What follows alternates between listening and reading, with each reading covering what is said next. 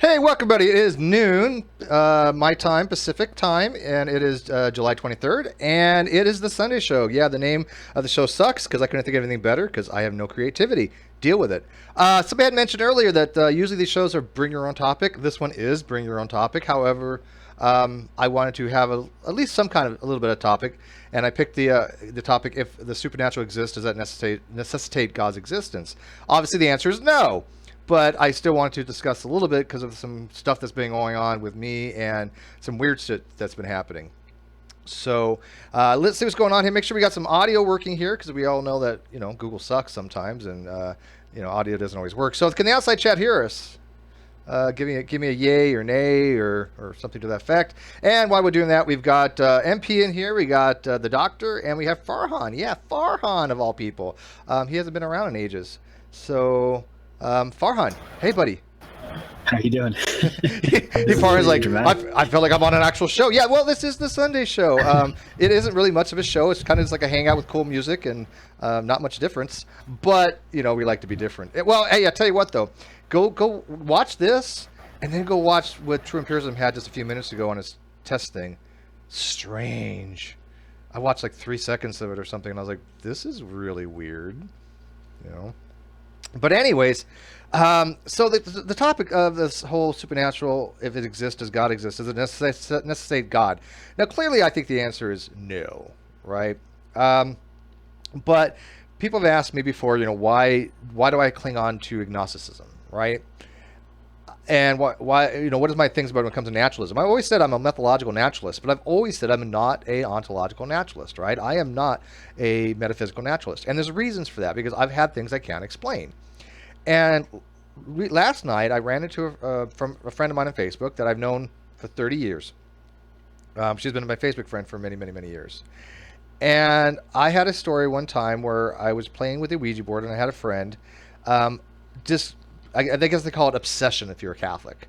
Not possession, but obsession, where some kind of spirit takes you over. Now, I'm not saying any of this is true. The story is true, but what actually happened, anybody's guess, right? But she felt like something was taking her over. Her eyes were glazed over. She was sweating. She was just unsteady gait. Something was wrong. We actually took her to a Catholic priest like the next day, and they said it was called obsession, but for several days she was just kind of out of it. She doesn't even remember a lot of it. And I asked her I didn't know that was her. It was just how we started talking again about this was strange. We actually had messed around in a sauna, and I don't remember that, but she did vividly. She said it was good too. And when she started giving me details about it, I'm like, oh, I do remember. I'm like, oh, wait a minute. I remember the whole thing with the Ouija board. I was like, was that you? She's like, yeah. And to this day, she can't explain it. She actually got into paganism a little bit afterwards, and she said some similar experiences. And I asked her straight out, do you feel like something had taken you over? Do you think there was something attacking you? And she's like, yes. That really, it's something I can't just throw away as something that didn't happen. It's experiential. Now, yes, it's completely subjective. It's my own personal subjectivity. I've had many experiences like that, though, right? So I still cling to the fact that it might be something supernatural. I do not know. But does that get you to God? That there's a God? That's my question. I mean, is there any reason to be agnostic in the sense that I may not believe that a God exists, right? I certainly don't believe in a younger creationist God.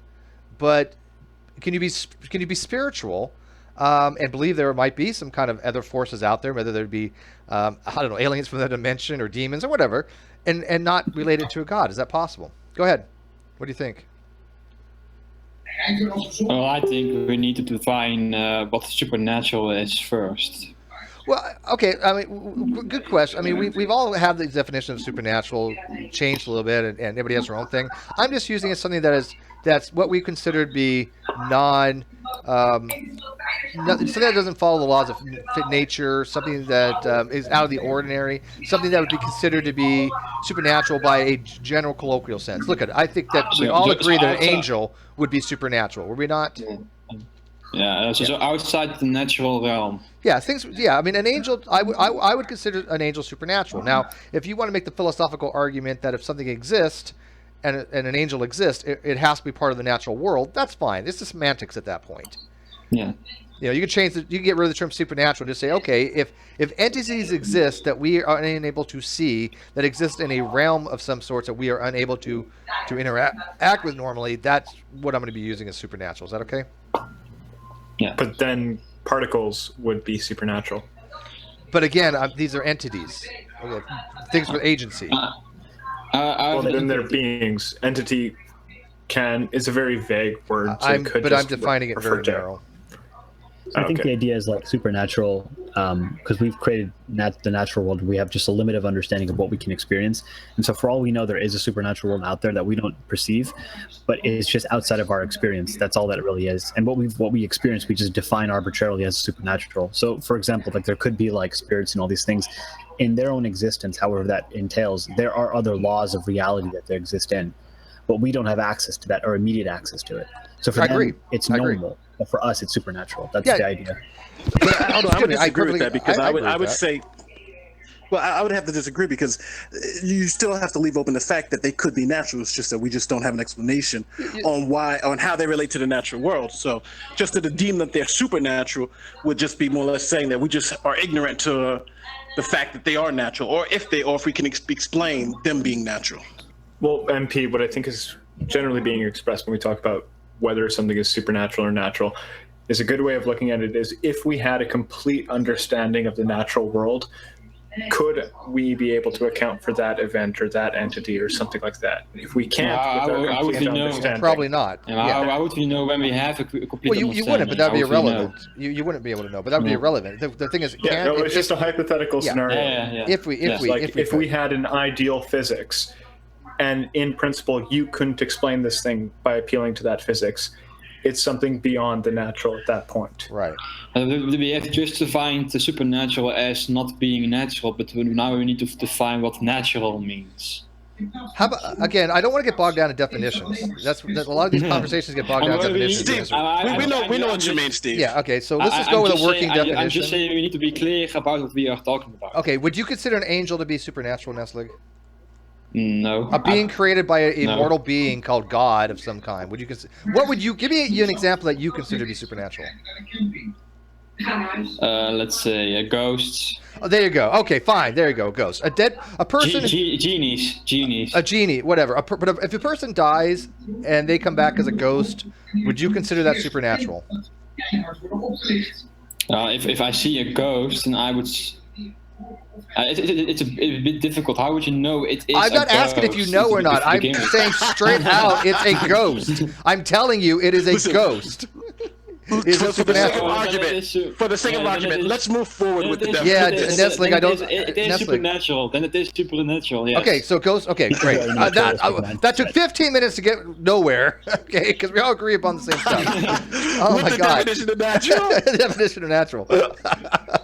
Okay, so like the whole thing with like the experience that I had with the Ouija board, that wasn't the first time. I used to use a Ouija board by myself. I would move on its own. I mean, literally, I would be holding it, but it would move. And of course, it could be the audiomotive effect. It could be completely my mind doing it. But again, I want to try to stay with natural explanations, right? But there's been so many overwhelming things that I had happen to me as a kid that I have to leave that door open that there might be something more, because there's been some strange shit. I'll give you another example. I was using a Ouija board one day, and I had been asking it what was my friend doing. Her name was Dawn. And my friend Dawn and I, we never hooked up or anything, but we were good friends. I did have a little kind of crush on her, but she wasn't somebody to call me out of the blue. She wasn't somebody to call me at all. And I had asked what she was doing, and I literally got a phone call. And it was her. And she's like, "Hey, Steve, can I ask you a really weird question?" I was like, "Yeah, sure." She's like, "Well, I'm sitting here and I'm looking in my brother's room, and underneath his bed he keeps a Ouija board, and I just got this weird feeling that I want to go use it." She's like, "Will you come over and use it with me?" And I was like, "Okay, this is synchronicity. This is coincidental to a fault, right?" Now, yeah, it can be completely coincidental, but it's still something that goes, okay, well, I mean, I remember this. I remember this distinctively. She passed away, unfortunately, several years ago, so I can't really discuss it with her. But by the way, let me add on to the original story about that chick that got obsessed, right? Whatever they call it. It's not possession. Somebody else know what it's called? Is it called obsession? Anybody know any Catholics? What?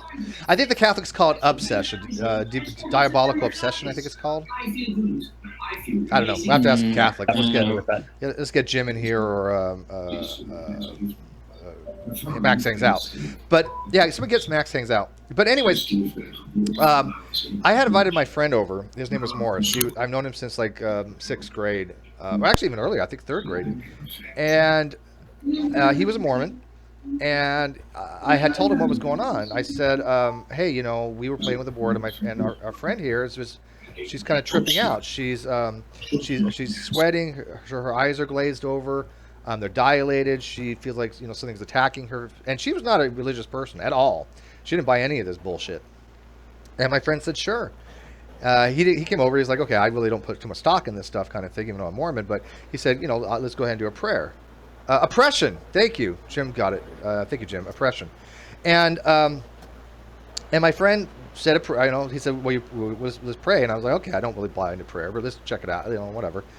And he started talking, and every other word out of his mouth was garbled. It was like he was talking like that. I was like, "What the hell is he even saying?" And he said, and he said, "We got to get out of here." And I was like, "Okay." So we got out of there. He's like, "Dude." He's like, "Steve, I don't know what was happening, but I couldn't pray. Something was stopping me from praying." And this guy is one of the most righteous guys I've ever known. I still know him to this day. He is not a person to lie. He's never drank in his life, never smoked in his life, was a virgin until he got married. He was your definitive Mormon guy, right? He would not lie about this kind of stuff. And again, that made me have pause. Why would he experience something like that coincidentally when all this other stuff was going on, right? So, I mean, taken as a whole, it gives you pause and say, okay, really, what is going on with this? What is happening in the spiritual sense? And then recently, as you guys may know, if you guys read my post, I had the lucid dream of my father the other night. Now, granted, I don't think my father came to me in a dream. I don't believe that. Although I can see people living thousands of years ago, they see a dead relative in a lucid dream, they're going to believe it's their dead relative. I don't fault them for that. I think they're justified and warranted by their belief to have that back then, because that was their culture, right? But it was really telling, when he posed to me a very real scenario. When I had asked my father in that lucid dream, "Have you heard from God?" And he straight up said, "No, God doesn't talk to anybody." And at that moment, I thought to myself, I have a conundrum. Does that mean God does not exist, or God exists and he doesn't talk to anybody? And if so, how would we ever know the difference? And I thought, in that moment, I had like an epiphany. I was like, how would we ever know the difference? I'd never really thought about it before. Did I put you all asleep? Hello? This thing on? No, you were just doing such a good job of monologuing. We didn't want to stop you. I do a good job of monologuing anymore. If I have some coffee, it's not bad. No, but Jim, you're kind of the most, I would say, spiritualist type person in here, I guess, because everybody else is. Well, you did call for a Catholic. Yeah, I did call for a Catholic. Well, Farhan's, he's into spiritual stuff.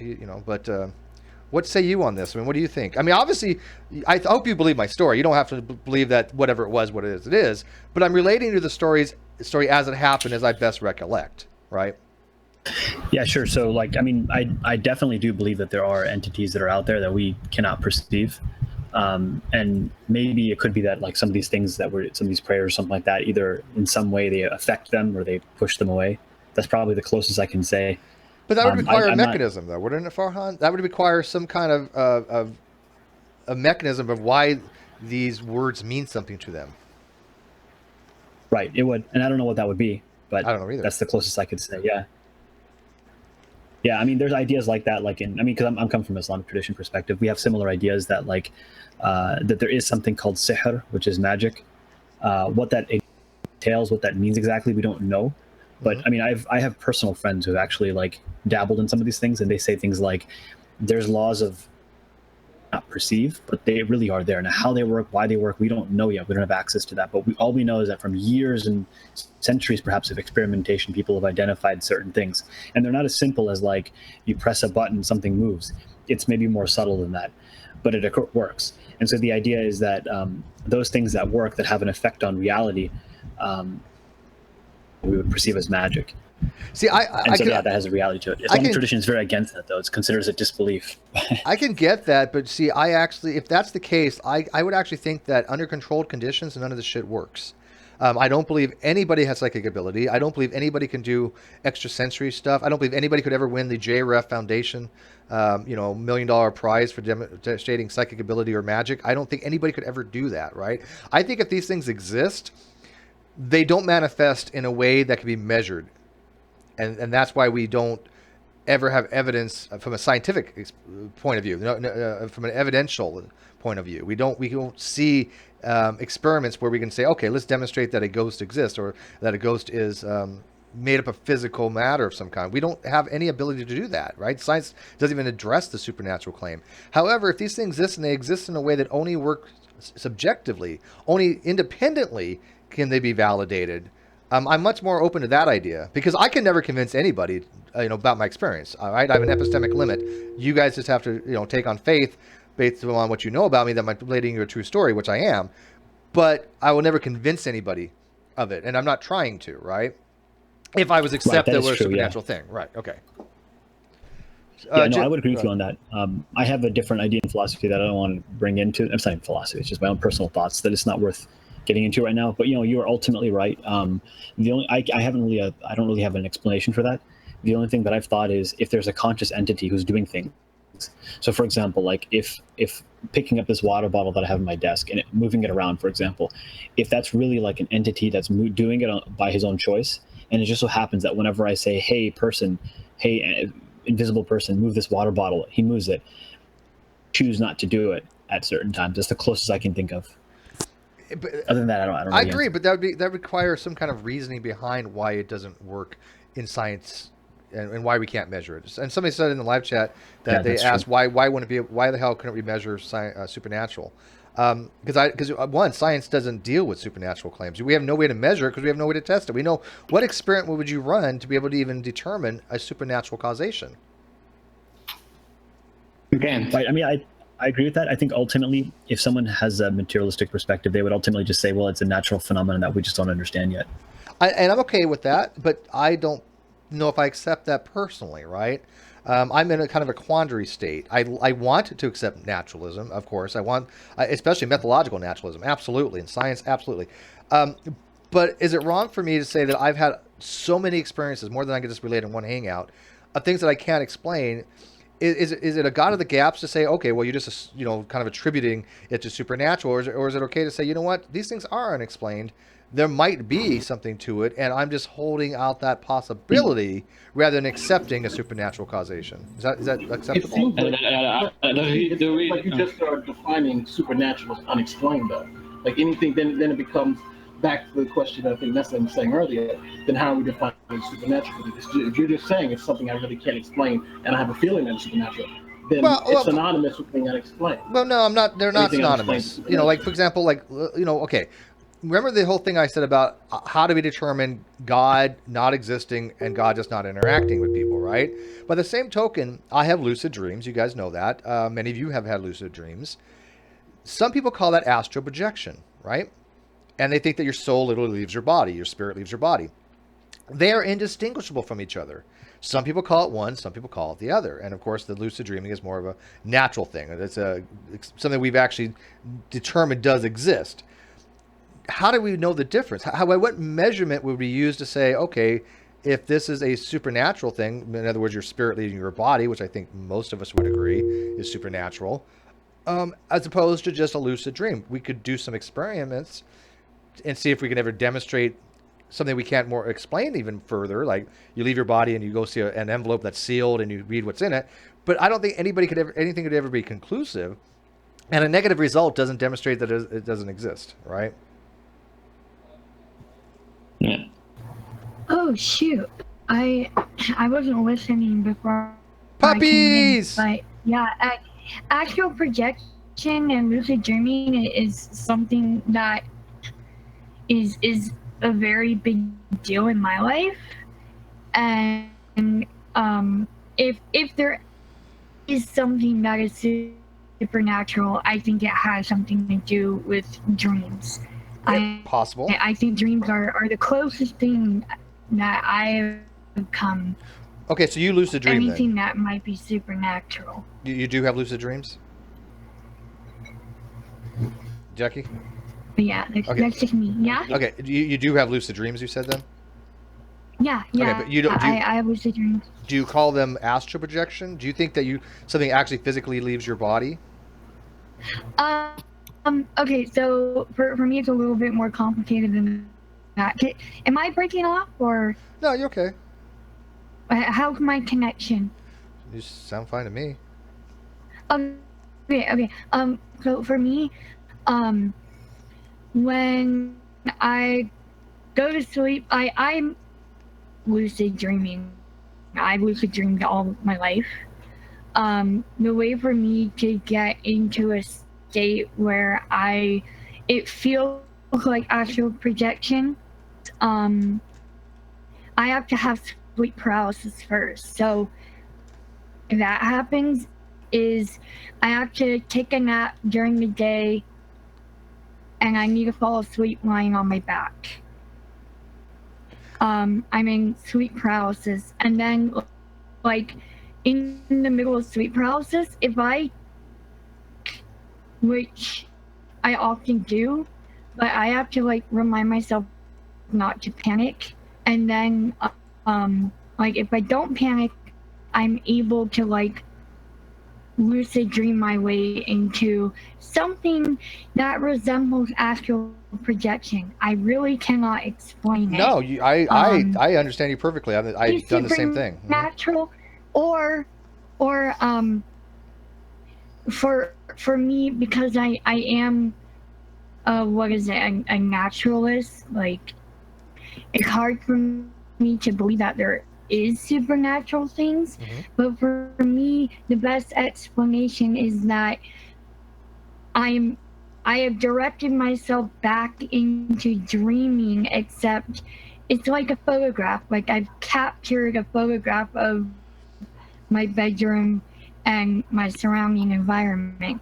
So when I go back into a dream, I'm able to walk around my house, but this is a dream version of my house. Right. I've also, on my back, it actually works a little bit better. Yeah, no, I've actually walked around my house. I've floated around my house.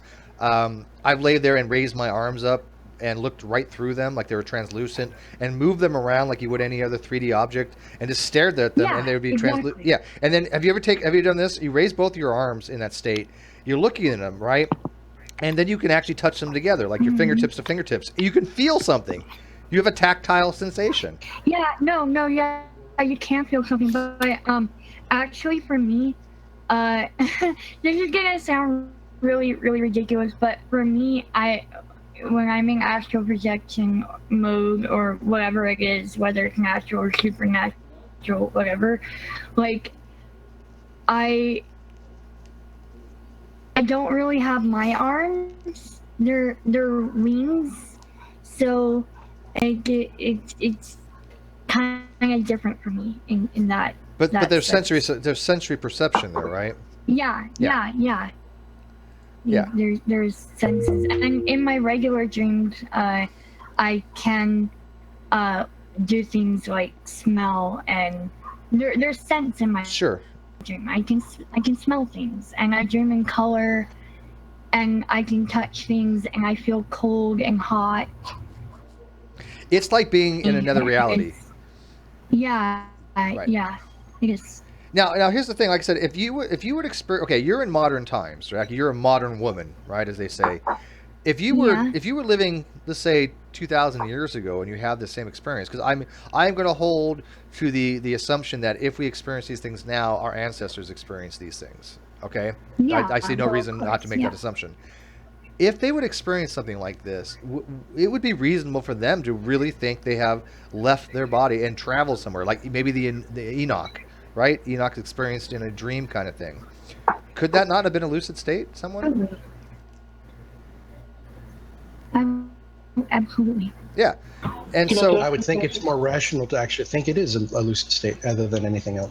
I don't disagree with that, right? But here's the problem. Again, that doesn't discount the possibility that these lucid states are something, I hate to use the word supernatural again, but of supernatural origin, meaning that there is a spirit to us that exists independently of the body. I'm going to call that supernatural just for argument, okay?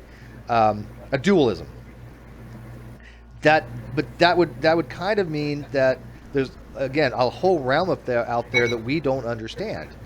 It could be another realm just overlaid to ours, and it could be completely natural that we're just calling supernatural, or it could be of divine origin. Well, the moment you find that it's an actual natural occurrence of, say, our nature of existence, it's not justified to call it supernatural. How do we make that determination? By experience. That's how everything in nature is determined, is by experience. I think the way I you run into the problem there. Oh. The sorry, way Jackie, I see it, real quick. The way I see it is, right now we can only understand. Okay, so supernatural is relative to our current knowledge. So, like, say we've discovered something that seems supernatural to us, like lucid dreaming right now, that the laws of physics can't seem to explain. Maybe we can use the category of supernatural as, a placeholder until we're able to figure out what, because we know it is natural, but like it's more of a placeholder category until we can figure out how is it or reality, I understand that, but how it works. I don't accept that, though. A lot of the gaps are I don't supernatural. accept that, because that would mean that lightning at one time was supernatural, because we didn't understand what lightning was, right? Oh, that's true. Yeah. So I don't know if that's a good way of putting it. I don't think so. But Well, in that case, I don't really see if the astral projection is really happening, which is really difficult to tell, because you could really just be like dreaming, but like your man is very picture perfect to reality, like your environment. Like we don't know. So it very well could be that the astral projection is natural, or it could be something that we can't. Okay, but can I add one thing? Because it seems like, from my understanding, we make maps of our environment. So, for instance, if in a fire, if all my lights were out, I couldn't see, I can still navigate through my house because I've seen where things are. I've made a mental map of where things are in the world. So at the middle of the night when I go into the bathroom, I don't bump around into things because I kind of know where things are at. And it almost seems like with this astral projection that you guys have been putting forward, you guys are dreaming, but you guys have already know what your house looks like. So you guys I've been to other houses as you expect them to be. No, I would just ask: have you guys ever had the experience where you guys have, let's say, seen something that you don't know about? Like, yes. You have gone to a place where you're like, oh, and then eventually go to that place and say, oh, everything here is what I. No, I never had that, but I've been in places. I've astral projected. Like I remember, I astral projected like apartment. And I remember very clearly this apartment. It had a wicker furniture. It had these little statues, like little Humboldt things, right? It had a microwave. It had this big mirror in front of the microwave. And I remember looking in the mirror and just seeing this like face. It was my face, but it had no emotion on it, right? It was just emotionless. I've had that happen a few times actually. But I remember this apartment, and I thought to myself, like you did, wow, if I would be awesome if I ever went to an apartment that looked just like this.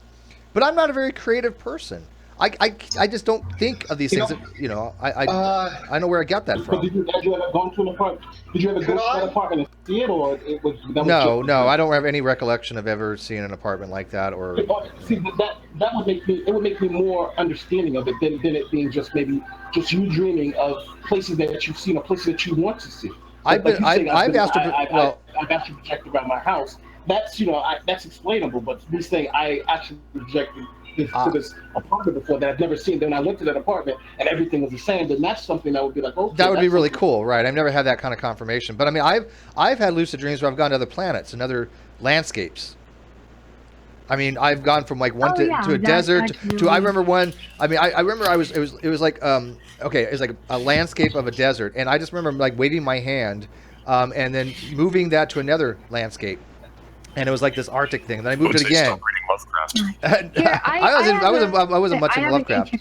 But one second, Here, hang on.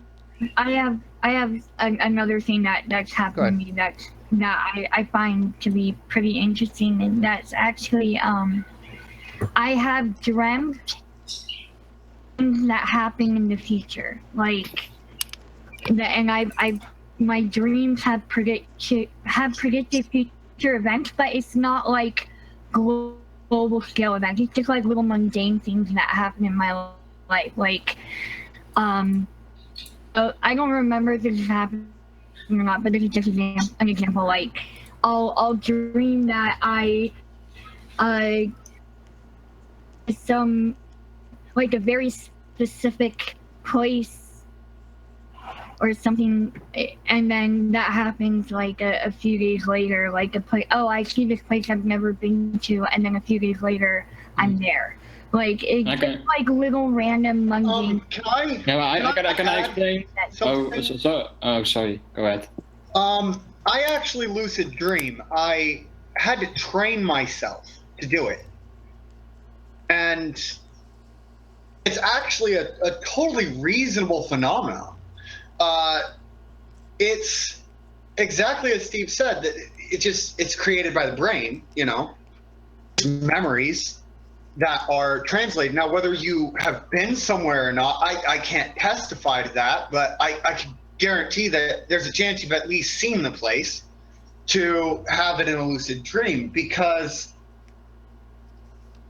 I've been in lucid dreams and I've had deja vu because of lucid dreams. I use it to treat extreme anxiety and use it to recreate memories. But you're talking about something where you're in full control of the dream. So you can, I've literally done the test where they put cards way out of sight of someone, just behind a ledge so that they can never see what card was there. I've done that just to test. And not only did I not get the card, every single card in the deck was placed there in the lucid dream. You could confirm every single card was there. I went to the deck and I had never actually taken a close look at these shaped cards. I did remember them from the first time I was shown. I may not have taken a close look, but my brain remembered it. You're taking in a lot more information than you actually think when you're awake, and you're processing that when you're asleep. So lucid dreaming is the way that people with PTSD can easily reach this point where process through what they experienced that was traumatic, that makes it to where their brain doesn't process well. But other than that, it's not really that great of a thing other than to fight dragons in your sleep at will. And have sex anytime you want. To build on that, isn't it also a principle that you don't actually build faces? Like, no, human beings can't invent faces, right? So every time you dream, even though you'd swear up and down before that you've never seen this person in your life, you actually have seen them at some point. Yeah, I've heard that. I've heard that as well. I mean, we've all talked to people. If you've lucid dreamed, and by the way, my first lucid dream I was like 2, and I was looking out my window, and there was a little cartoon strip going down the bottom, like a header, like, you know, just going down the bottom. It was like a little cartoon strip of flowers. It was really weird. But did they have cartoons when you were 2? I was 2. I'm assuming they did. Yeah. But anybody who's had a lucid dream, we've talked to people in lucid dreams. You've had conversations, full-on conversations with people. People just, you know, I don't remember their faces. I remember one close one. I was in a mall, and there was this nice elderly black woman that was there, and, you know, I just chilling with her. I don't remember the conversation, but I was just chilling with her, just, you know, like, how's it going? Yeah, awesome. You know, it was just, I don't know why. I just thought about this person, right? We were just chilling in this mall, but it was so vivid, and I actually could, if I ever saw her, I'd be like, oh, you know what, you remind me of this woman I saw in a dream once, kind of thing. What about something like, let's say, what's it called? I can't remember it. where I don't want to say astral projection, but Dejavu. And have anyone here ever experienced Dejavu? Yeah, I've heard that. Plenty of times. I've heard a couple different explanations of it. Like though. I've experienced Dejavu where I've had a series of events that have occurred. Those are glitches in the matrix. Yeah. No, I heard that. I heard it has to do with between like you're perceiving things differently between both your optics. Like one eye is receiving something different than the other eye, and your brain is processing it differently. I've heard that it's a redundancy in the brain. Yeah, I'm not that. I don't think deja vus are really supernatural. No, not at all. I think they're all natural. But I mean, I think lucid dreaming is a lot. If something's going to be supernatural, that's going to be something a lot more supernatural than a deja vu. Again, though, I don't have any means to test it. And I think that every test that would test for the possibility of a lucid dream being a astral projection would fail. I don't think you could. What about they did try to test the astral projection piece of it when the hospital test where people were saying that they saw they saw everything going in the hospital, and so the doctors working on them. They saw the light, and then remember they put a pillar and a card on top of the pillar. And yeah, they wanted to see if they could see it. That's what I'm telling you. I think every experiment would fail, but that does, but that doesn't disprove it. It just means that we have no evidence that we can say that there's something more to it. And maybe it's, I hate to say it's designed that way. True empiricism would be all up in my ass. But for colloquial speech, there would be something. I believe that there are reasons for something, right? I adhere to the principle of sufficient reason, right? I do think there are reasons for things. We may not ever know it. We might even not be able to ever know the reasons. But I think things do have reasons. And I think that if it's something out there that does exist, the system's set up in a way that we are never allowed to actually get confirmation of it. But again, that would be no different than it not existing, right? God either doesn't. If God doesn't talk to us, He doesn't exist, or He just doesn't communicate with us. Either way, how do you tell the difference? Same principle here. Yeah, because it almost gets to the fact where I can't tell the difference between something that doesn't exist or something that exists but just doesn't present itself. Yeah, and they're all the same until I get some positive evidence to the fact. And I think Immutable said it best earlier because he was like, we're just really substituting supernatural for not understanding. I don't understand how this works. Supernatural versus right. I understand how it works natural. All right, so let me ask the people that are like the ontological naturalists in the room or in the live chat. We've quite a few people watching. I mean, if somebody says that they're willing to accept the possibility of supernatural events or something that we can't explain, even though they completely adhere to methodological naturalism, is that irrational? Now, we accept that there are theists that we all think are rational, right? I obviously think General Han Solo is very rational. Fiona is very rational. Jade very rational. Jim very rational. Well, okay, Jim not so much, but for the most part, no, I'm kidding. Yeah, I hate you too. Yeah, so I think that theists are rational. I don't think it's irrational to believe in a God. But since we do talk a lot of stuff about science here, if somebody holds the possibility out for supernaturalism, does that make them a rational way, right? I'm not advocating for supernaturalism. I think it's all bullshit, like people saying they're psychic or being able to do faith healing or anything that somebody says they can demonstrate it. I think they're full of shit. Okay, straight up full of shit, all of them. Every one of these people that talk to the dead, complete crap. But well, they can talk to the dead, but the dead don't answer back. True. Okay, sure. Steve, if you want to go down this line of reasoning, you would then have to answer the question: what is supernatural? Because the way we've been finding supernatural now doesn't really give it a definition. It just kind of says, it is what we don't really know. And I think that's what Messman kept. Well, spirit. Okay, spiritualism. Just to say spiritual. A spiritual realm. Any sufficiently advanced civilization. A spiritual. No, let's talk about spirit. We're not going to go to like Carl Sagan's thing. Let's talk about spiritual. I mean, if you have a spirit that exists independently of you, I've already said I'm going to take that as something I'm going to call supernatural. But we can call it anything we want. Right? We can call it anything you want. That's just a name. But let's just say that if I think there might be something to a spiritual nature that could exist independently of myself, is that irrational based upon the subjective experiences that I've had, right? And I can't explain it to anybody else. You already know the answer. Oh, I think no. Obviously. You already know the answer. Yeah, I think no. It's not a completely. I don't think it's irrational at all. If you think you're justified and there's reasons for it, I'm fine with it. But I mean, I'm just trying to get other people's opinion on it that have never had these kind of experiences. I mean, is there anybody that has never had any kind of experience of a lucid dream or something along those lines? And again, I do think the vast majority of them had experiences they can't explain. But again, we're talking about specifics. I don't know if I would call them supernatural, though. See, the problem is I've had lucid dreams, I've had Dejavu, but I don't know if I would qualify them to be supernatural. I would qualify them. I can't understand. I don't know what they are. Like supernatural, I think would be something I wouldn't be comfortable in saying. Yeah, well, real quick, I don't want to get misconstrued here. I don't want some clown-car posse running away with what we're saying here. We're all intelligent people having a conversation. Of course, they don't understand the stuff, so they're going to take it and run with it. I am not advocating that I accept supernatural exists. I'm not advocating that I believe in supernaturalism or spirits or dualism. Okay, I'm not saying that. I'm saying that I still hold an agnostic position toward some of this stuff, right?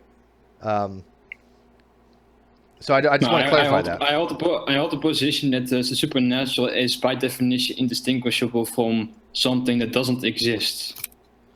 In some ways, I think you're right, scientifically speaking, right? Again, I think that we could not ever come up with a scientific way to demonstrate this, right? Because I think it's going to fail every time. Yeah. But that goes to, why does it fail? If there is something like a spirit, right?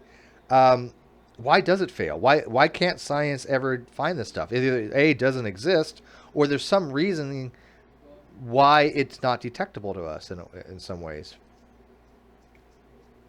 And by the way, just FYI, I never got into drugs as a kid. I've never done LSD. I've never done mushrooms.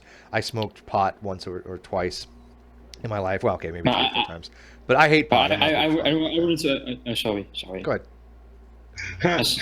Smoke pot once or twice. That's funny. Yeah, no, I mean, maybe I could probably count how many times I smoked pot on one hand, maybe 2 at most. I hate the feeling. I just cannot stand marijuana, but I don't care if anybody else smokes it. Legalize it, do what the hell you want. It just makes me feel really. I don't like the feeling it gives me. You know, but you like your scotch, though.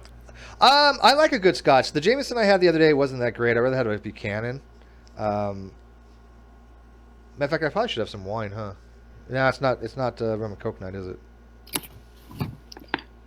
Whatever. Oh, I have an interesting question of a thought experiment. What if we are living in a universe where something like a human being can do whatever Spock can do, the supernatural moving objects, like with his mind, and we can all objectively measure that force he is producing with his mind.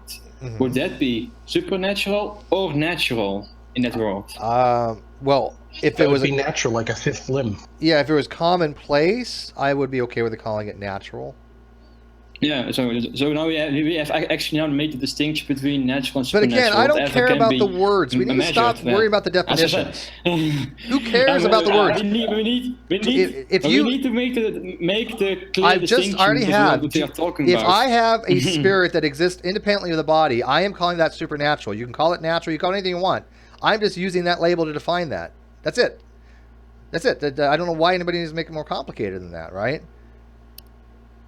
Because I think what I think the problem is that there are some other things outside of spirits that we would consider to be supernatural, but that wouldn't kind of fit for the box of being spirits. That might be true, but I think people just kind of want a general thing of like what would be supernatural. Obviously, we have everything that we consider to be natural, but then it's like what is supernatural other than spirits? What else would fit in that category?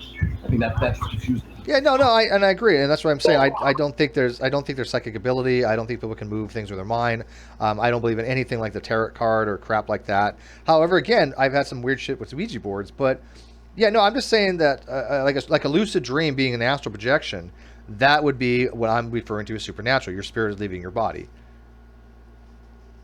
I don't think anybody would really contest that. If they want to call a spirit leaving your body natural because of them, that's part of the nature. Whatever, that's they're using it. I don't care. I don't know if I would claim that's just spirit leaving your body. But somebody would. But somebody will. I'm telling you, somebody will. some pagan will say, you know what? Well, to me, I do that all the time. That's natural, right? Yeah, that's true. So these are just words, these are just word semantic games and stuff like that. But you know what's going to happen? Mark my words. I'm going to do a psychic prediction like I've done before. I've been pretty spot on in this shit, right? Like, do you guys remember when I said that Veronica would say, "Oh, look at Steve has all these stock accounts," and be retroactively applying that a year ago, right? She did. So here's my other psychic ability. If any of these, if and only if any of the Clown Car Posse ever watch this video or were listening to it, they're going to run off going, "Oh, look, Steve is touting supernatural causation. Steve is now, no longer a methodological naturalist. Steve is now, coming to the theist side." None of that is true. So, but they would, right? You don't have to be a psychic to predict that. Yeah, but if I'm right, that's evidence for my psychic ability, right? Because I was right with Veronica, But I didn't. Go ahead, guys. Counselor. There are things that I think will never explain. And I think there are reasons that we'll never explain them, but I don't think we'll ever truly understand those reasons, right? For example, light behaves differently under certain tests. I'm not going to quote the name. It had something to do with light going through two holes in a board and looking different when it was under a microscope. The double slit experiment or not. Thank you. Yeah. But it just... Well, I don't find that to be supernatural. That could be actually explained using quantum. I have no clue what's going on there, but it happens. I mean, if you want to look into like double split, that's weird. Just recently, they've done some new experiments, and they have what's called exotic trajectories. Have you seen that? Like light actually the light goes actually in through one slit, comes back around, goes back around, and comes back around the other slit. It's called an exotic trajectory. And this, the whole basis for a lot of this stuff, a long time ago, there was called, Richard Feynman came up with a very, very interesting way of looking at things. He called it the infinite, what is it? Oh my God, is this the infinite summation? Oh, come on, Brian. The probability way? The infinite probability wave summation, but I can't remember the exact name of it. It was really elegant. And it's on the tip of my tongue, and I should know it. I don't. I think it basically says that a particle sort of makes every possible path it can make, but at the end it only takes one. If you measure it, it's only, And literally, it's every possible path. It's a multi-path. God damn it! And I'm not gonna look it up. My computer's too slow when I'm actually online. I can't look anything up. But it's called the something path. Oh God! I have all these physicists in the freaking live feed. Not one of them telling me what it is. They know what I'm talking about. It's not renormalization. No, it's not renormalization. Renormalization is bringing everything to one in the matrix. But no, this is called the multipath summation. Oh well. I will Google it. Thank you. But it really is, that the path of the photon took every possible path through those two slits, including what's called the exotic loop trajectory, and the ones that manifested are the ones that the probability wave collapsed, and we observed that. But we observing it causing it to collapse. Path integral formula. Thank you, Matthew Thomas. I just found it. Yes. The path integration formula or the path integral formula. Thank you. I don't know why I couldn't think of that. It's a very, very well known thing by Feynman. But it is a majestic thing. It's like one of those things you're like, wow, this shit is deep when you first start learning about that. It's like, wow, I was just blown away. But anyways, I got to take a breather for a second. Nestig, can you take over? Me? Yeah, you. Go for it. I'll be back in a minute. 2 minutes. Oh, shit. Nestig's like, oh, me? I'm in trouble now. Well, I'm not very good in English, so maybe I'm not the right person to do this. I don't know why when someone laughed in that way, he was like, yeah, sure. It just sounded evil. I'm sorry. You had that kind of laugh. Wait, I gotta go take a shit. Leslie, take it over.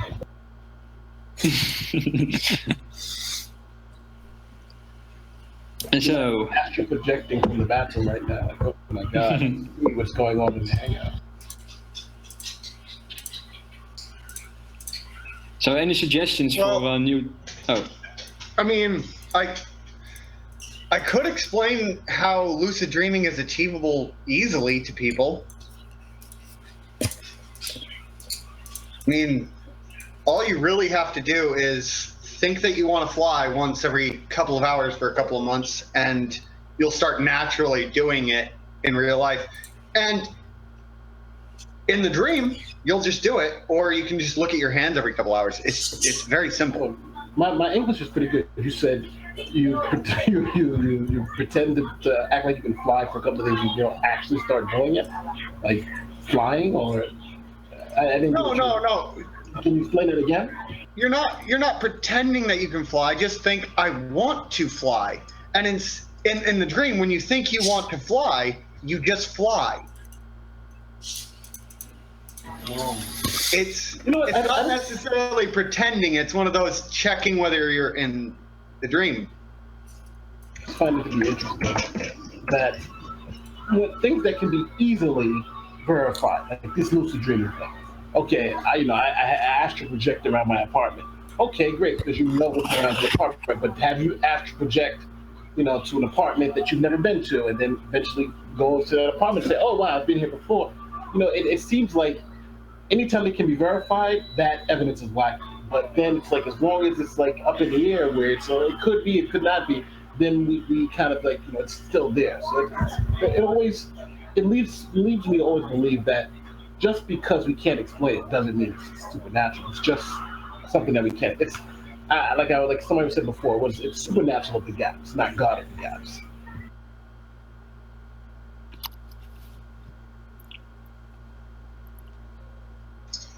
Yeah, I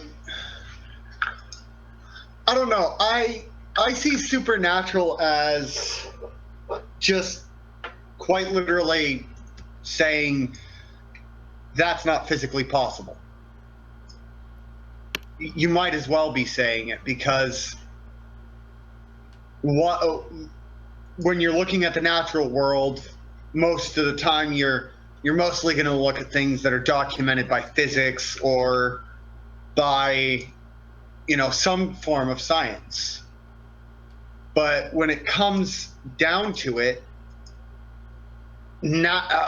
supernatural stuff is just something that science will never be able to explain, essentially.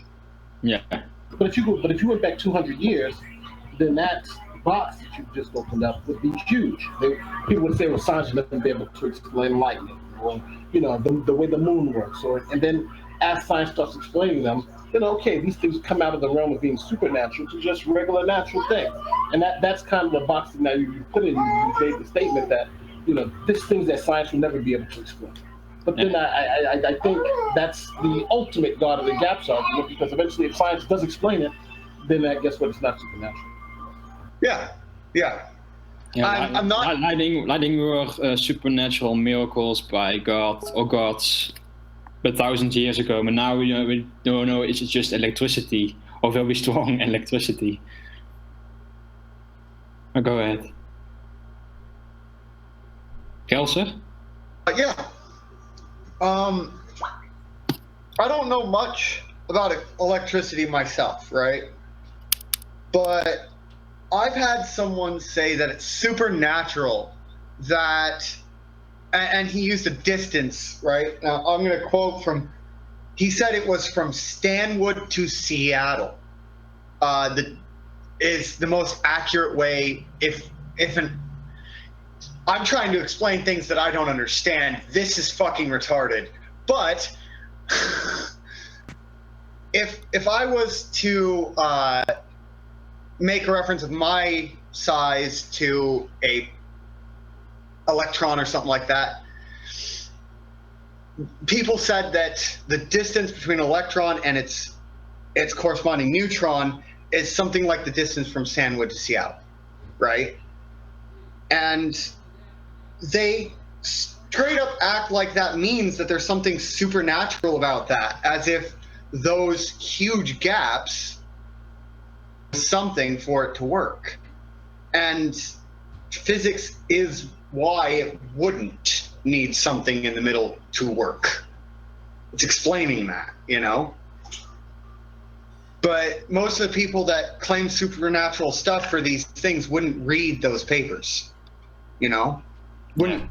They would just quote the math as if they understood it. It's also why you have many people that are spouting this quantum woo because they don't understand quantum physics. I'm back, by the way. I don't understand quantum. Yeah. Oh, hey, Steve. Hey, and by the way, I'm very much against quantum woo.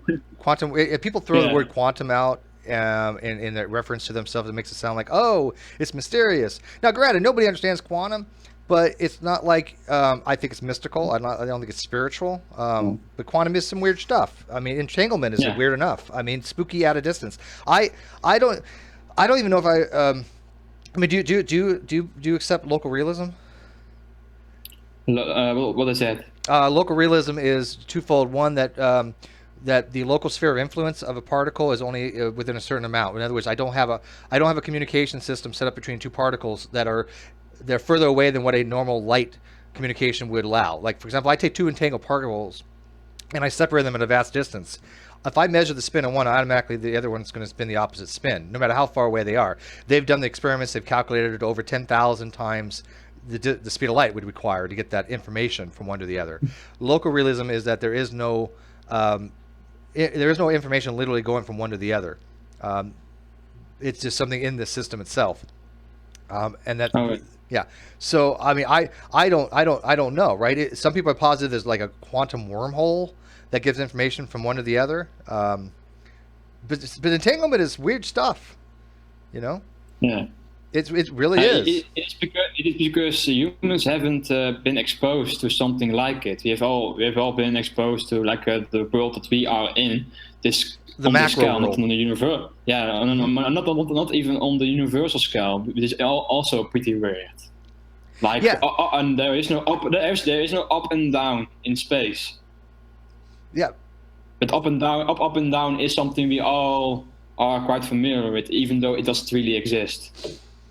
Yeah, well, again, the macro world and the micro world are completely different somehow. And that's kind of strange. You would think that laws apply on the macro would apply to the micro, but they just don't for some reason. Matter of fact, one experiment they just did, they posited a few years ago, back in 2012 or 13, that a force can have an opposite effect of the applied force. In other words, I should say the opposite of the opposite effect. If I apply a force to something moves in the opposite direction, right? There's an equal and opposite reaction. We all understand that from Newtonian physics, and that we all see in the macro world. But in the micro, they hypothesized that doesn't happen. There's something called backflow, I believe it's called, and that a particle, if you apply a force to it, can actually go in the opposite direction of the applied force. Well, how does that happen? That completely violates. If you push a particle one way, it suddenly goes the other way. You push a particle like up, it'll go down. It's about backflow. It's a phenomenon that they actually discovered lately, even though they hypothesized it a few years back. I keep up on this stuff. I read a lot. I do read, guys. I always kid and say I don't read. I do read. I read the news. I try to keep up on some of this stuff. Yeah. But there is also a big question I have myself. If quantum mechanics works like that weirdly, how does it produces this world that we can understand somehow on the macro scale? Because fundamentally, every process that we are familiar with, like gravity and electromagnetism, are fundamentally quantum mechanical, right? Yes. Yes. So how does those weird processes produce this? For some, the processes that we can understand. Yeah. For some reason, there's not a symmetry between the micro and macro. Things that work on the macro don't apply to the micro and vice versa. Which is, to our minds, difficult to understand because we only have based upon what we've observed. And if we observe something in the macro, we think it would hold true in the micro. It's against our experiences. But think about the first time when people were learning things about like the Schwarzschild radius, right? How much that didn't make sense, right? I mean, to somebody who said, wait a minute, you're telling me that if something's within a certain radius, if it has a certain amount of mass, and it's within that radius, it's going to just not produce any light. Is not going to be able to escape for it. It's going to be a black hole. That makes no sense. We don't see things like that. Well, yeah, we do now. Oh shit, we did. I have not finished reading Susskind's book yet. I have to finish Improbable Planet first. I do have it. The med student had got me The Cosmic Landscape. I will read it, but I've been reading all the stuff online a lot, and I haven't finished it. I'm sorry. I started it. I did start The Cosmic Landscape. Somebody had to ask. Oh, maybe I think I am. It's maybe a speculation right now, but I think it's kind of like how the quantum world produces this, or the world we can understand, sort of. But it's in a similar way how you roll one dice. It's a bit random which numbers comes up. But if you roll very many dice, and every time a similar number comes up. For example, if you throw 2 dice, most of the time you have a number 7. Compared to a number 12. Right, that's a standard probability distribution, though. Yes, and maybe a similar process is happening when the quantum world when you scale up from the quantum world to the macro world. It becomes more regular. Well, we perceive it to be. Understand? But we also, wait a minute. We don't even know if the world is if the world is discontinuous or not. Right? We have no way. They're doing experiments right now to see if there's a discontinuity in time. If time is a complete linear gradient, or if it has some kind of distinct jumps, like a Planck time, right? Yeah. And the way they're doing that, looking for like waves in space passing through certain areas where they think that the granulation of the universe can affect this. But I mean, again, we see something linearly, like for example, a motion picture at 24 frames a second, I think is 24 point something. To us, we see it as a continual thing, but it's obviously individual frames. Yeah. So how we perceive something. Have you ever seen a wheel run backwards? I've seen what? Like a wheel, like a wheel on a car run backwards. Yes. So that's a similar thing. Ooh, I'm not following that. We perceive like these frames in a film.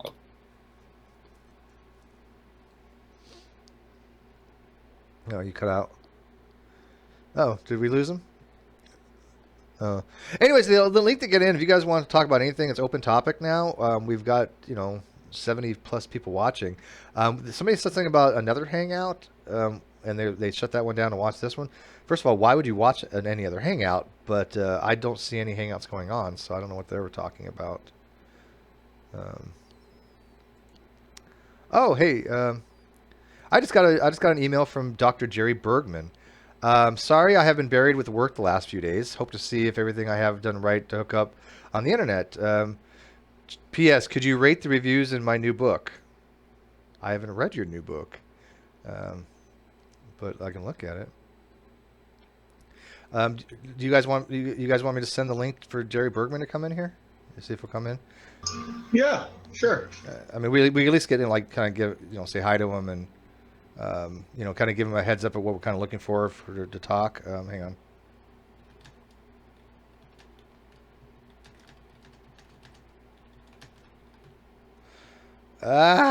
Gosh darn it! Hang on. My computer runs so slow when I'm streaming, but that's kind of normal. I kind of had more to say about lucid dreaming than anything else.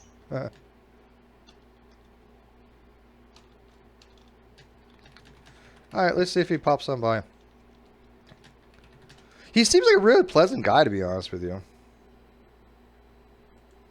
I know that other people have had issues with him. I know that PZ Myers had debated him, and I watched that.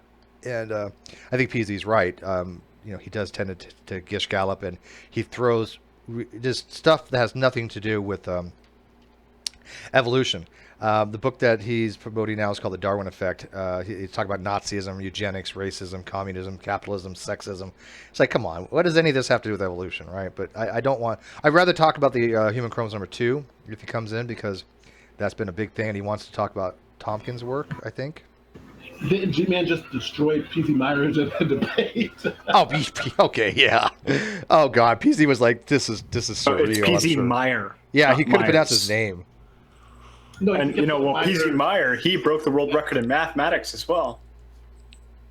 Yeah, that was strange too. I mean, he didn't know who he was. He got him confused with Landon Kurt Knoll. He couldn't spell his name correctly, and he was like, "Oh, well, I'm a big fan of his." Well, clearly not. clearly freaking not, dude. I mean, God. That's like PE saying that he's a big fan of Kent Hovind.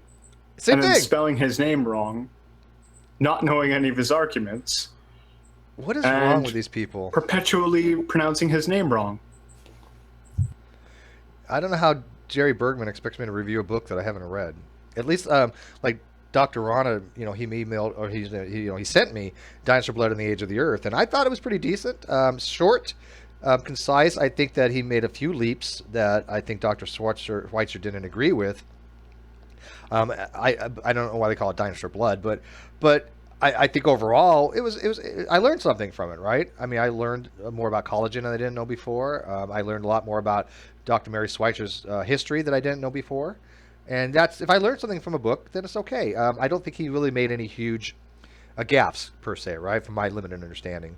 The only place at the very end, he said something using a very colloquial way, and I had mentioned it to him. I was like, how do you mean this? Because I'm taking it this way. And he's like, yeah, I definitely meant it that way. I'm like, but I can see how you could take it another way. But... All right, let's see what's going on here. We've got a live feed going. Sorry, I wasn't paying attention. I was doing email. Ozzy's in there. Hey, Ozzy. Hey, Floyd.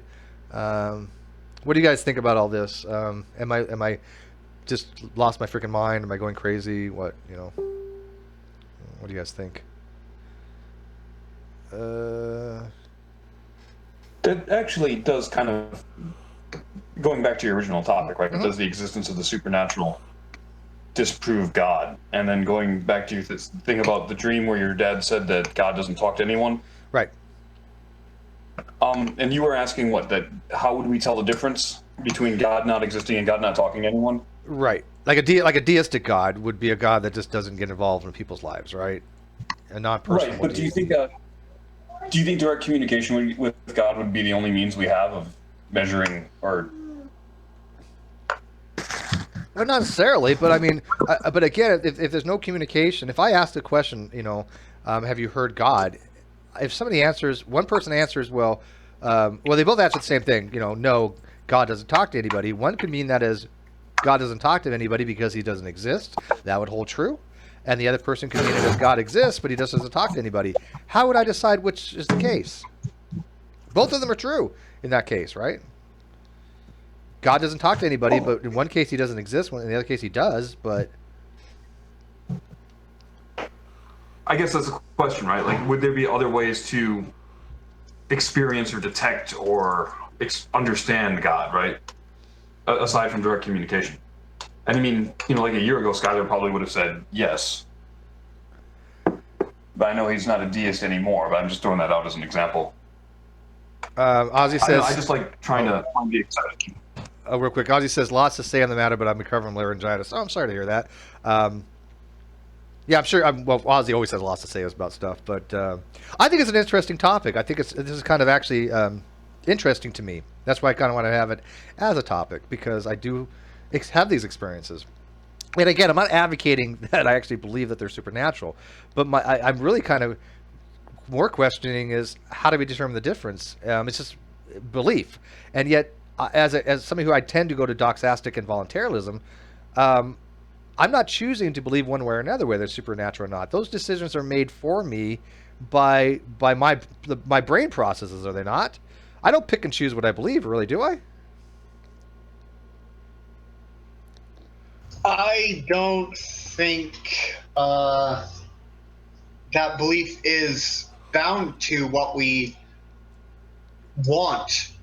It's higher than choice. I'm gonna give a good example of this experience. I was going through Thunderfoot videos, his series, Why People Laugh at Creationists, right? All of a sudden, I blurted out while listening to it, unable to hear, atheist. My ex threw a chef's knife at my face, and I had no clue what I had done, right? I just blurted it out one day, and I had no clue even at that time that I had that opinion. I hadn't even come to a conscious realization of it. It was most definitely subconscious. Well, and is that where beliefs start from? Yet he's... What? Is that where beliefs start, in the subconscious? Yeah. Oh, most definitely, because I was not conscious of the fact that I had given up on Christianity yet. It was like 5 or 6 videos later that I was like, okay, yeah, I fucking give up. You know what I mean? But not consciously acknowledged it and taken time to process it. It was most definitely there, though. I was most definitely an atheist, but I didn't know it yet. So is that how you think it works, people? I mean, let's say somebody is leaving religion, right? Somebody is migrating from theism to atheism, or theism to non-theism. And they may not be aware that they don't hold that belief claimed of God anymore. Is that possible? That, again, because if you don't choose your beliefs, can you hold a position you're just not aware of? Well, to be honest with you, when I was transitioning, I can't. You heard it here. Matt MP said he was transitioning. You heard it here, guys. That's true. That's true. What did he say? He's transitioning. Transitioning when I was going from being a theist to an atheist, not believing. It just. So you were never a woman, right? No, not at that. He does look okay. dressed though. I'm sure. You know what? I bet he has great legs row? for a pencil skirt. I really do. But I don't know. I can never point to a particular point in time where it's like I stopped believing at that. It kind of like a gradient, you know. It just started happening, and things just start piling on, and the rest of this. I just don't believe this anymore. I just don't believe in God concept. But that's how beliefs change, though. But are they conscious, though? I mean, do we change our beliefs, or do the beliefs just change, and then we're just responding to the things that have changed, and we're calling that a belief? I mean, I think we're responding. There becomes a point where you're aware that your position or your beliefs have changed. Like, we've all, at some point or another, probably believed in Santa Claus, and then can any of you honestly say when and where and why you stopped believing in it? I really never believed in Santa Claus. For some people, it's yeah. Some people have never believed in it. Some people have believed in it, and the tooth fairy directly told them. And for others, for others, it just faded away gradually. Yeah, no, I believe in the tooth fairy, but I had evidence of the tooth fairy. I got 25 cents under my pillow. I can't explain that shit. Yeah, well, for Santa Claus, I got presents under a tree, and people I was were eating Jewish. my cookies. Okay, so what do you want? My Well, for mom's me, Jewish, for Santa Claus, it wasn't until I saw my mom actually with the presents, and I was like, okay, Santa Claus never. But I don't. For me, it wasn't something like that. It was just that belief faded away. There was too much that was inconsistent with that belief, and subconsciously I adopted a position that said, no, there is no Santa Claus. Okay, well, I just came to realize it later on in life. Okay, look, I believe that I've experienced what I've experienced. I think that's nominal to say, right? I've had experiential things that have happened to me that I believe they have happened. I think that's kind of self-evident in a way. What they were, I don't know. But do I believe that there was more to it that can be explained by what we consider to be naturalism, right? That's where I get the hang up, because I can't make that leap. I can't say that it was purely naturalistic as we're using these terms.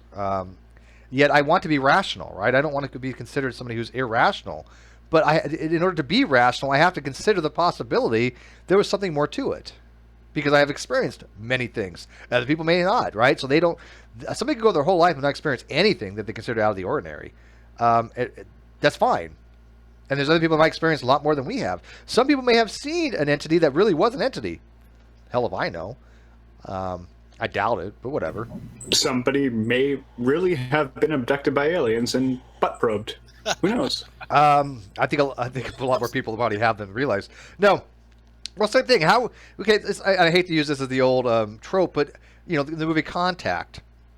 You know, except for the missing footage at the very end, which is not conclusive evidence, it's just anecdotal evidence to support her hypothesis that she went to, or her narrative that she went to another planet. you wouldn't know. You couldn't say for sure whether she did or didn't, right? If she traveled anywhere. It could have been all in her mind, but maybe that was the aliens doing that.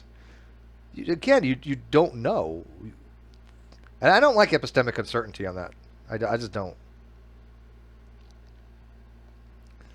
By the way, there is plenty of room in here, guys. We have a lot of people watching, and people are just kind of hanging on the live chat. But feel free to come in. The link to join is in the video description. But I think the Sunday show, a lot of people just like to chill and do their Sunday stuff and listen to this. So I only get about 4 or 5 people in the room on a Sunday show, even though I have a lot of listeners. Yeah, everybody's listening to this while they're sitting in church. Hey, one thing I wanted to ask about is why are all the CCP now making these videos claiming that Kent Hovind is awesome? Kent Hovind. Hovind, right? They call it Hovind. Yeah. Why is Kent Hovind I think what you said earlier was right. About, I think what you said earlier, MP, was right. What did you say earlier about it before we went on air? I don't know. CCP is making all these videos just declaring their admiration for this man. I don't get it. I think it was because Bill Ludlow kicked his ass so bad that they feel like they have to white knight Kent Hovind and go, well, 20 years ago he debated 3 PhDs in science and kicked all their ass. Again, doesn't really matter if that's true or not. I don't believe that at all. But this is modern times. Kent Hovind's narrative doesn't work anymore. But I'll tell you how ingrained it is. I'm in constant contact with his secretary, Rhonda, very nice woman. And we have our own separate email that we're just sending to each other. And she had actually watched the debate. I'd actually asked her. I was like, have you watched this? She's like, no, I've been meaning to. She thought Kent won. And I was like, the topic of the debate was, is there evidence for human evolution? Obviously, Bill came with evidence. Right, and I'm talking the tip of the iceberg. No disrespect to Bill, because God, he did a brilliant job. But what he put out is not even in a blip on the big picture, right? It's just a myopic, very myopic view compared to the amount of overwhelming evidence for evolutionary theory and especially human lineage. And I was like, what did Kent bring? All he brought was. If you're asking his secretary, her job is maybe dependent upon her believing. I get that. I get that. But she's like, well, you see through things the lens of evolution. I'm like, well, now you're just parroting Kent, because it's not a matter of seeing things through the eyes of evolution. We see things through through the eyes of people looking at evidence. It doesn't matter whether you're what denomination you are. The evidence doesn't change. We don't evaluate it differently. If we see a speciation event, we see a speciation event. It doesn't matter what you believe. Well, I think I can all part of the problem is that debates are often just a performance piece, and that people do go into it thinking that whoever they were rooting for going in won. Not necessarily. I thought Kent won the one with Nolan, which I hate to admit. Yeah, not necessarily, but that's why I said generally speaking.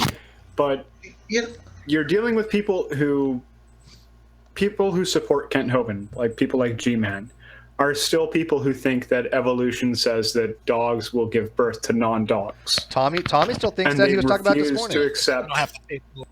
Yeah. They also think you don't have to pay your taxes too. So yeah. Well, no, Tommy was asking. They refuse to accept what the topic is that's being discussed. Like if you had an actual scoring debate against Kent Hovind, he would forfeit the debate, like from the get-go every single time, because he never actually addresses the topic. I agree. He would automatically lose. I agree. And it's funny that people like Tommy and the CCP love to do two things with me. When they say Steve has said, right, it's one of two things. Either A, they're completely wrong and take me out of context, or I'm completely wrong and there's something I never said, and everybody goes, no, Steve never said that. Or two, I'm like, yeah, I've said that, and so what? That's commonplace. Why would you even bring that up? Because he's like, well, Steve said bacteria can never speciate to become non-bacteria, and how did humans evolve from bacteria? And wait, Rational Mind and a few other people are like, dude, we didn't evolve from bacteria. We evolved from prebiotic, but a bacteria is a different domain altogether. And he's not understanding that. He thinks that any single cell is a bacteria. That's what he's using in his mind. So when he says, oh, well, you believe that, populations came from single-celled organisms, sure. Well, then you're saying they evolved from bacteria. No. Because in his mind's eye, he's equating single cell with bacteria. Right, but that's all he thinks, right? That's the fun. I mean, they have fundamental misunderstandings. So they think we're lying to them when we're telling them the truth about how things, are in the theory. But in their mind's eye, they don't know the term. So they're like, oh, no. If you have a single organism, and you're saying now that humans have speciated from populations that are all singular cell, you're saying they evolved from bacteria. No, that's not what we're saying. No. Yeah. That's a fundamental problem with all creationists, is that they have their own very, very limited understanding of these words, and they don't know how they're being used, even colloquially. So they end up like, there's one creationist who thinks that a dinosaur is anything big and extinct. That's pretty silly. So they don't understand dinosauric clade. Species of whale is a dinosaur. Yeah, that's. I was debating with G-Man at one point, and on here, I asked him a question or something like that, and I can't remember the specific way that I asked it, but I basically asked him how it affected creationism or how it would fit in the plan, and he just went, "Oh, I just don't believe it." And I'm not asking if you believe something. I'm saying, if it were true, how would this affect? Can you pontificate on that? When you say that you just don't believe it, you're saying, "Oh, I couldn't even conceive of that." They can't. No, but that you know what? I don't think they're being if it were true, it would disprove everything. They're being essentially saying that. Yeah, but they're being intellectually dishonest, but they're not being dishonest in their worldview. They cannot even entertain a hypothesis of something. They cannot entertain what ifs. I don't think they even know how to do it. Their ability to do mind experiments are nil. Like Einstein used to do mind experiments, what they call Gedankendain. I don't speak German. But Einstein used to have these thought experiments. I don't think they could actually do those things in their head because they cannot imagine a situation that's contrary to what they actually believe, right? Well, no. Well, in some cases, like in G-Man's case, it's just he can't really conceive of anything that's not readily right in front of him. Yeah. And so if he hears that a speciation event happens, he looks at the graph, and what he immediately sees is, it's something entirely different. And he doesn't see that connecting line, and shows that, no, it's belonging to the same family tree. Yeah, I think you're right. I mean, I think I just don't. They can't connect the dots. Their ability to reason is limited. I mean, you saw that in the Cantovan King Crocoduck debate when it came to space expansion, and Crocoduck explaining if the space expands fast enough, you can't see stars anymore. And he explained it like 5 times because it wasn't intuitive enough. Yeah. Oh, by the way, it's Gedanken. Yeah, Gedanken experiment. I'm having a hell of a time today. These, I don't know why I can't remember certain things. I think my brain's going. Don't worry. If you want some pronunciation for German words, it's not hard. I'm German. Okay, how do you pronounce Gedanken then? Gedan. Gedankenexperiment. Gedanken. Okay, so I'm saying it right. Gedanken experiment. Gedanken. I know sprechen die Deutsch. Well, back in the 20s and 30s, most scientists spoke German. The original paper was written in German. Was it? Or at least was a response to a paper in German.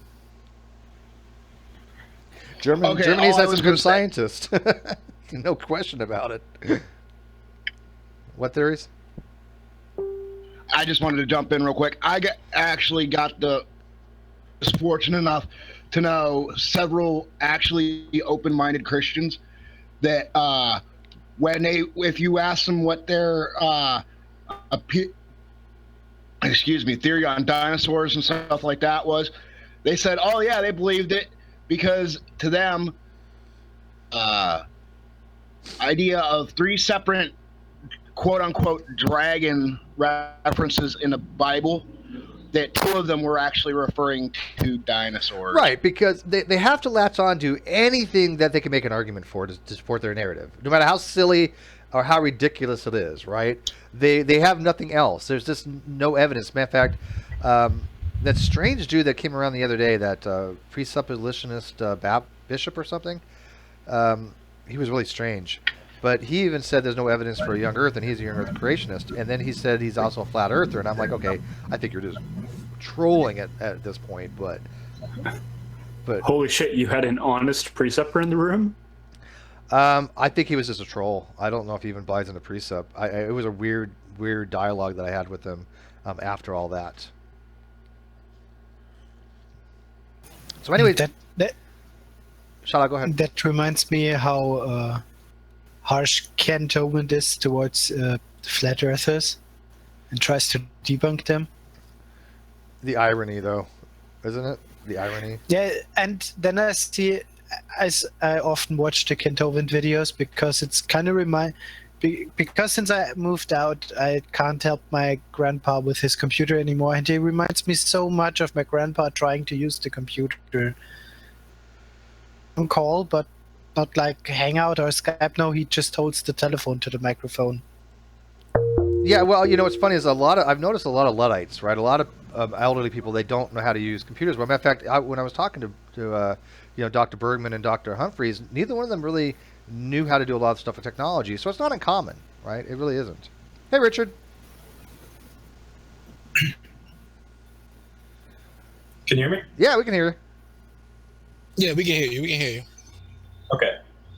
Yeah, I finally managed to get in. Every time you guys are live, I'm never available, or I just don't know about it. Well, there's things called time zones because the Earth isn't flat. We've discovered. It's crazy, I know, right? What time zone are you in? I'm on the East Coast. I'm in Virginia.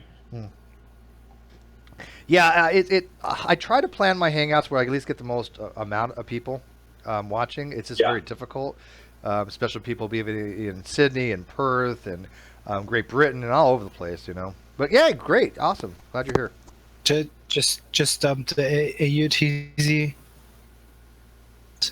What's that, Shala? Dumped the AUTZ, the Australian time zone. People you get. Oh, it's what is it called? AMZ? AMT? AUTZ. That's AUTZ. So in EVE Online, this is how you find out where people play in which time zone. You have the EUTC, the USTC, and the AUTZ, which are like the 3 biggest time zones. Yeah, I've been asked to use UDT, but people just for being in that time zone. Yeah, it's hard for me to kind of put all the time zones in for like the videos, so I just kind of use Pacific and maybe I use like Central or Eastern.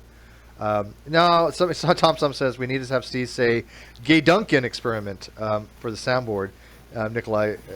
Nicola was like, that requires a super chat. No, I will say things for free as well. But if you want to dump a buck or two into the super chat, that's cool too. So what are we talking about? We were talking about supernatural things. As far as does that necessitate a deity? I think it's kind of ubiquitous that everybody's like, okay, no. Obviously, you can have supernatural things. You can have spirits. You can have ghosts. You can have angels, and still not have God. But angels, I don't think you could have without God. I think you could. Yeah, there would be something different than what the Christians would call angels. I mean, if you're talking about like the angels from the Bible, maybe that would be predicated on the necessity of a deity. That much I'd grant.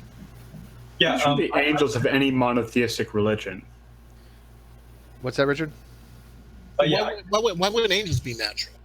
Because they were created by God, and wouldn't that be they would be a natural being? Because we've already yes. Go ahead. Natural would be more like contingent on the natural processes. Like angels would be beyond the natural realm. So being created wouldn't necessarily be natural, I don't think. And generally agree with what you said, Steve, that you don't have to have God if you have a supernatural realm. But I do think that if you have a supernatural realm, that would kind of open the door, and it might be more likely that God exists given the supernatural realm. Yeah, that's a good argument. Be evidence in favor of the divine, but it doesn't necessitate the divine. Here's the argument, though. To me, it would be more likely, right? I mean, if I say I'm going to have an abductive argument that if there's an angel that I know exists, for arguendo, angel exists is in front of me, I would say, okay, this is more likely to be a god because of this. However, I couldn't really call it an abductive argument or use Bayesian because I have no prior probabilities by which to draw upon. I have no prior observations, right? So how does that work? Yeah.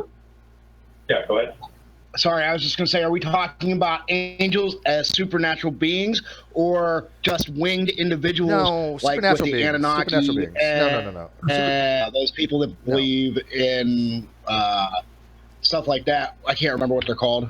No, we're not talking about I think we're just granting for the fact that angels are supernatural, right? Because I'm just not convinced that they are biblically. But even if we just agree they are, that would just move the argument forward. The doctor says abductive arguments doesn't require prior experience or prior. I think they do in some ways. I think not really, because you just said they require background information. Background information is prior experience. It's experience. No, for one, angels have the ability to interact with God, which people say is a supernatural thing, you know. But so actually, that is a really good point, because like the word angel literally means messenger. So then you would have to ask, okay, an angel for whom? But I guess that might be kind of beyond the scope, because you would just change the name. People have interacted with God. Moses interacted with God. Jesus, when he was a man, interacted with God. So the interaction with God, I don't think, makes you supernatural. It seems like, I don't know, just to define him as supernatural, just because we don't, it just seems like it's just a label we put on them. We really haven't defined what supernatural is. Well, again, I don't want to get into definitions. Can we just all agree that if God exists, we're going to call that supernatural? Does anybody not want to call that? Yes. Okay, there you go. Then why worry about it? Okay. Wait. I have to disagree, because if we have a God, but then he is bound by some laws of physics. The natural God. The sun god. You have a creator that's bound by the laws that he himself created. Yeah, but you always have, with a god, you have the recursive problem of, is there a god above the god? An infinite regress, right? Unless you posit a first mover. Ozzy says, if as part of your background knowledge you have no experiences of the supernatural, then that would set your priors to a very low value. Absolutely, that's what I'm saying. If we had a supernatural occurrence, such as seeing an angel or God himself, we have no precedent by which to measure that to put it toward a supernatural thing, right? We've never experienced anything, right? But anyways, hey, Louise has joined us. I don't know if her mic's working today, and Heretic Woman has joined us. Hello. But you know what? Even to that point, Steve, we don't know what. Like all our experiences could have just been natural, and we just didn't. We just don't know. No one in this room can actually say they've experienced something supernatural. It's an arbitrary distinction, and I'm happy with that. I'm okay with an arbitrary. If we make an arbitrary distinction, that's fine, as long as we acknowledge on the same purpose of what we're using these words for, right? If I say I am using the term supernatural to describe like a god, I don't know why there's any argument, because we all are agreeing on that for the sake of our argument here, right? I mean, I don't think anybody would say that God is natural. I don't think that would make sense. Right, Heretic? Yes. Okay. Did you know I used to be a ghost hunter? I knew that. Of course I knew that. Yeah. But how many ghosts did you catch? I did not catch any ghosts. And I was an atheist ghost hunter, but I because I wanted it to be true, so I wrapped my head around this idea that, well, maybe we don't know everything that our brains can do, and maybe like there's a way synaptic energy can be behind without a body and stuff like that, but I don't think that way anymore. Well, that's where that's the whole topic of the hangout. I mean, if the supernatural does exist, does it necessitate God's existence? I think no. Now, is it probably? But how about probabilities? I was very happy to believe that, quote, supernatural things might be possible, and I was always, from the moment I became an atheist, I was, there is absolutely no God, so that was never even part of the equation. Okay, here's an interesting implication though. Like, if the supernatural exists, then it could have an implication for like natural theology, like Christian apologetics. Like, because then when you look at the arguments for the existence of God, you would say, okay, now we can, with the background information that we have, knowing that the supernatural exists, God might be a full explanation than it would have been without this knowledge of supernatural. It would make it a sufficient explanation, but it doesn't get to a necessary explanation. Yeah, I agree. Yeah, and I wouldn't have found it to be a sufficient explanation because I had already come to the conclusion that wasn't a possibility. So I was only going to look at other things that it could be. You already excluded that possibility. That's right. Well, that doesn't negate the fact that it could be sufficient, though. I mean, you could recognize something that as being sufficient as an explanation and not accept it as something that you would agree with, right? Sufficiency just means that it explains it. Yeah, so. Well, it could explain it, but not to my satisfaction. It's a poor explanation, in your opinion. I just have 2 points to make on that with Heretic. Kind of see where you're going with the ghost hunting, because energy is in science continues no matter what. Yes. Also, if you look at, I don't want to say necessarily beliefs, but in a way, Native American cultures, they believe that this is a dream, and upon waking, for us, waking up from that dream. And sorry, I had to think where I was going with that. But at that point, wouldn't you say that if is that energy or continuation of evolution? Well, it could have been, and I kind of entertain that possibility as well. That if we could show that a consciousness could exist without a corporeal body, then to me that would have been like, wow, we've moved beyond. Some of us have moved beyond that necessity. That's awesome. But the more I looked into it, the more I learned, the more I realized that really isn't possible. I mean, technically, it's possible to get a consciousness outside of a body with the help of some quantum physics, but I don't think. Oh, you talking about? Are you familiar with quantum? Are you familiar with quantum suicide? It should be how that's possible. That out there. And the idea that someone who's just an average person could somehow figure this out at the moment that they die is highly improbable. Well, a lot of weird stuff happens at quantum. According to quantum, there's one hypothesis out there called quantum suicide that actually makes you immortal, right? This made me hate quantum physics even more. Yeah, it's weird stuff. I mean, I don't. The problem with the whole quantum suicide thing is if you're wrong, you're screwed.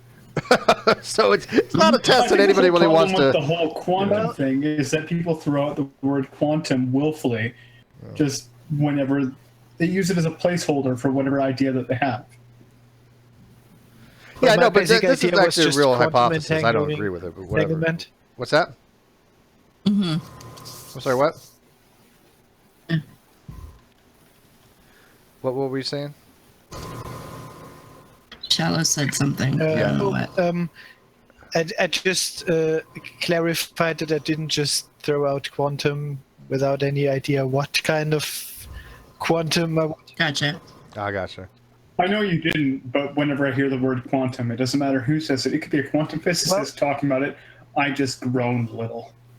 Just because of how the word has been abused. Well, I can't help but associate it with Chopra, and it drives me crazy. Yeah, that's he's pretty well destroyed that Chopra word, right? and the book The Secret.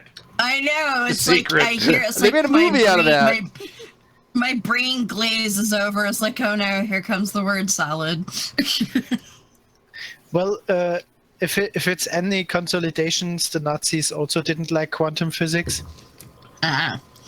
They didn't like evolution either, I don't think. I mean, I know Russians Jewish didn't. physics. Kind of was. was predominantly made by Jews. But I don't know anything about it. If there was a spiritual thing, I mean, wouldn't we have to kind of redefine what we mean by energy? I mean, obviously, what we consider to be energy, the ability to do work, and the laws surrounding energy, may not completely be different. It wouldn't be applied to that. I think is that the placeholder term we use, like spiritual energy, which I don't really think exists. I think they are different. So, like when people say, "Oh, well, scientists say that your energy passes on," well, it kind of passes on into the earth, like your energy. Right. Sure. There's an equivocation that happens. Yeah. You have the New Agey woo-woo people say the word energy. They really mean your persistent consciousness moves on throughout the cycle of life. Mm-hmm. It's like that is not what energy means in physics. Yeah. But because people don't know what the word energy means to begin with in its standard use, it's just like the word quantum, ripe for abuse. Yeah, they think it's sort of like your personality, the thing that makes you can somehow travel on, and that's just not the case. Because even if we could show how and where the energy that makes up a person goes and where it ends up, it's still not going to... You're still not going to be able to be like, oh, hi, Uncle Bob, how's it going? Like, it's not... Be more like, oh, hi, Uncle Bob, I'm going to chop you and your tree form down now. Yeah, or going to go into a newborn kitten. Yeah. They're mentioning something in the live chat about Penrose and his hypothesis. The orchestrated objective reductionism? Is that what it was called? It had to do with microtubules in the brain and dealing with quantum mechanics. And I just actually was talking about this last night to General Han Solo. There was something I just read that actually found microtubulars that would be what Penrose was talking about. And so I don't think it was quantum woo. I think he was trying to make something. It isn't quantum woo, but quantum woo people do abuse that article because I think I'm probably wrong on this because I don't like reading it and I couldn't understand it even if I did read it. But I think Penrose's view is that the microtubules cause consciousness, not vice versa. The consciousness is a direct result of the microtubules in quantum mechanics. If I read his orchestrated objective. Saying it's the opposite. Hey Steve, look at the side chat real quick. I'm not going to pull the side chat out because it shows. But Lemese, do you want your mic check? Yeah, I want to. How is my mic? Oh my God, we can hear you. We can hear you. You sound wonderful. You sound awesome. Yay! Yay! Steve, I actually told you in the side chat that I think my camera is disabled. Do you have that setting on there or something? No. Just I have a question. Your camera. Yes. Go ahead. For example, if visions that only me that I see it, does that mean that the neurons on my frontal lobe of my brain think that if we say yes, it means that the consciousness is a property of the brain? Yeah, it's an emergent property of the brain. Yeah, I'm okay with that. Yeah. Therefore, I think that we can't say that the consciousness is something that doesn't belong to the human or something separated from humans. It's outside the human body. Therefore, natural things doesn't exist also. But if we say that consciousness is outside of the human mind, there's possibility to believe in supernatural. Okay, the question is, what is consciousness? I'm saying, for me, I follow naturalism. I'm not idealist, but here the problem that idealists believe that consciousness is something separated from the human mind or from the from the human brain. Sorry. So therefore, they believe in supernatural because if I say that consciousness is something related in the universe. There is possibility to believe in supernatural being. But that thing is against science also. Yeah, well, my brain is not working or it's not functioning. I can't. My consciousness is gone, and it's not by the neuroscientist that consciousness is just brain activity. Yeah, from a scientific I agree point, sure. It sounds like we're trying to detach it from the physical substrate, but without the brain, there would be no consciousness. It almost is seeming like you guys are saying there's this consciousness without any brain, but then there's been no explanation or even demonstration. Right. And I don't know how that would be. But then you have people like Veronica that just assert that the consciousness exists without a physical substrate. I don't know how that would be. But of course, I don't discount possibilities, right? I can't say that it's not possible. When I get upset when people assert it as being possible and then don't demonstrate it being possible, Lemise needs to be. Hold on, Steve. To say that something is possible, Steve. To say that something is possible isn't to say that it's true, right? So to say that it's possible, you would just have to. Sure. Basically, show that there's internal contradictions in that proposition. But I think to be logically to be possible, it just has to be internally without contradictions. It can exist in some possible world, right? Yeah. There's no possible world where. Well, go ahead. I think what we're losing when we're thinking about like ghost supernatural is the people who believe that don't just think, you can talk to Uncle Bob, but that Uncle Bob can move shit around and, do supernatural things, make you feel like you're being watched and all of that shit. And how do you know it's Uncle Bob though? Even less of a reason to believe that, because even if we could prove that we could talk to Uncle Bob's essence is floating around, the thought that he could actually interact with the natural world as this disembodied consciousness, there's no reason to believe that. Except people that lucid dream, they believe that's astral projection, right? And they would think that because they can astral project, that is possible. But how would you even know that's Uncle Bob and not somebody trying to pretend that they're Uncle Bob, right? Well, and that's kind of said that like the astral projection is true. That was just like an assertion. I don't know of anybody who claims astral projection who thinks that they can manipulate physical items either. I don't think I've heard say anybody you say can. That, but I don't think I have. But from what my understanding, they believe that they can float around and see things and visit other places. Well, I'll tell you what, we're doing an experiment.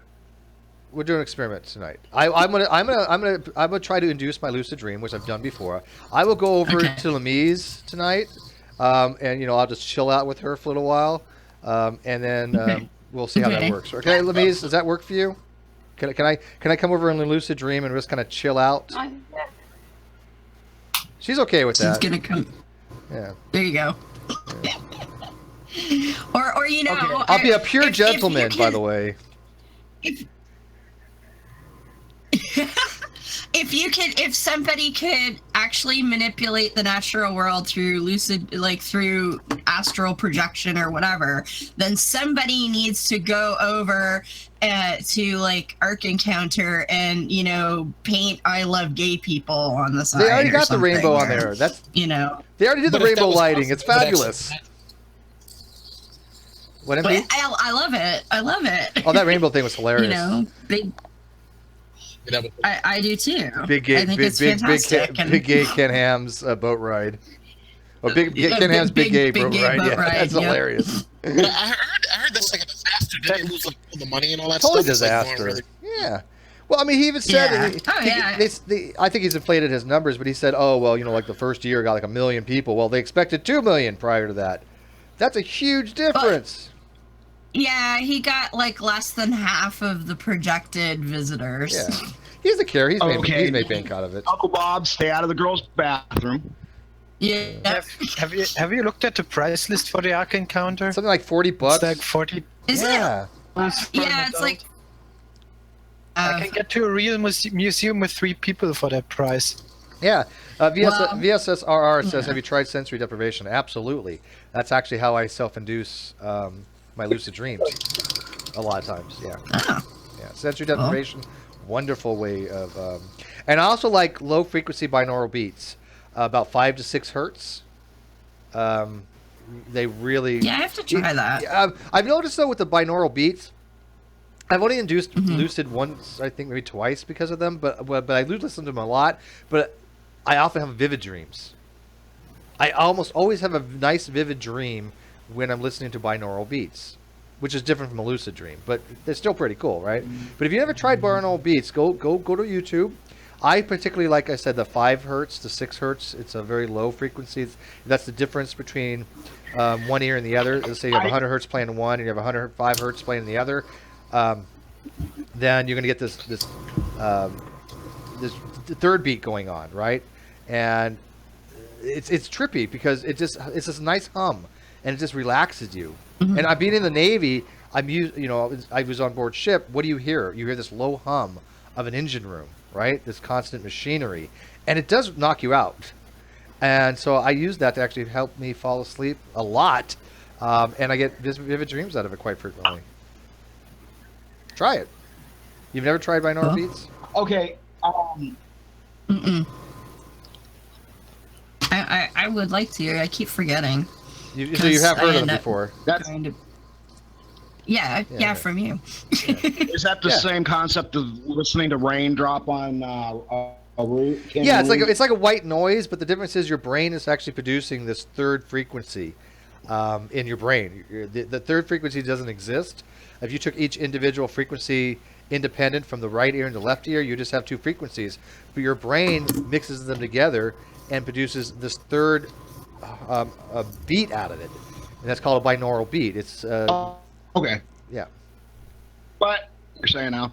Yeah. But what I was going to say is, in reality, this at the moment of death, as I was saying, could be an evolutionary form of evolving because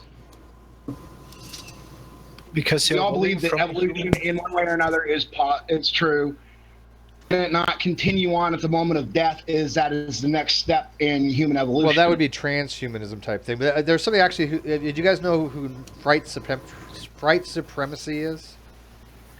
No. No. He's a relatively new YouTuber. YouTuber. Much like white supremacist. No, Fright. He's a ghost that goes on air and talks, and he believes that ghosts are the natural evolution of humanity. That because everybody dies, it's the next evolution, and he talks about it from a ghost perspective. Very funny, very very genius level stuff. But I listen to his show every so often, and he has on the fly. He can come up with some great shit. But he's called Fright Supremacy. Go tell him Steve said so. It sounds like a suicide cult. Death is the next evolution. Yeah, no, I mean, but it kind of makes sense in a way, right? They mean it tongue in cheek, obviously, but because we all die. So, if you mean the word evolution to change rather than what we mean in biology, eventually we all change to a state of death. It's inevitable. Nobody gets out of life alive.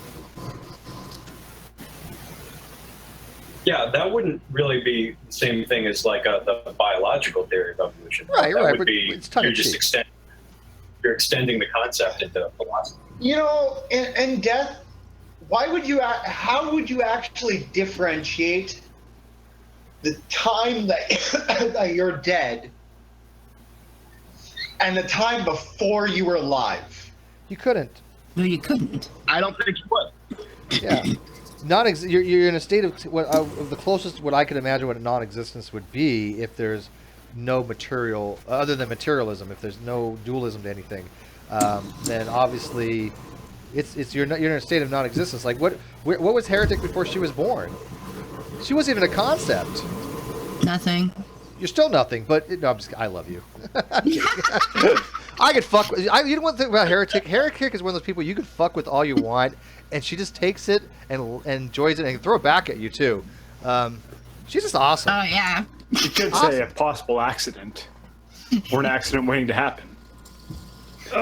Possibly. She was an accident waiting to happen.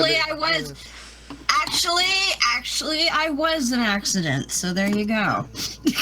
There's an easy trick to find out if you were an accident, which is count back 9 months from your birthday and find out which holiday. Oh no!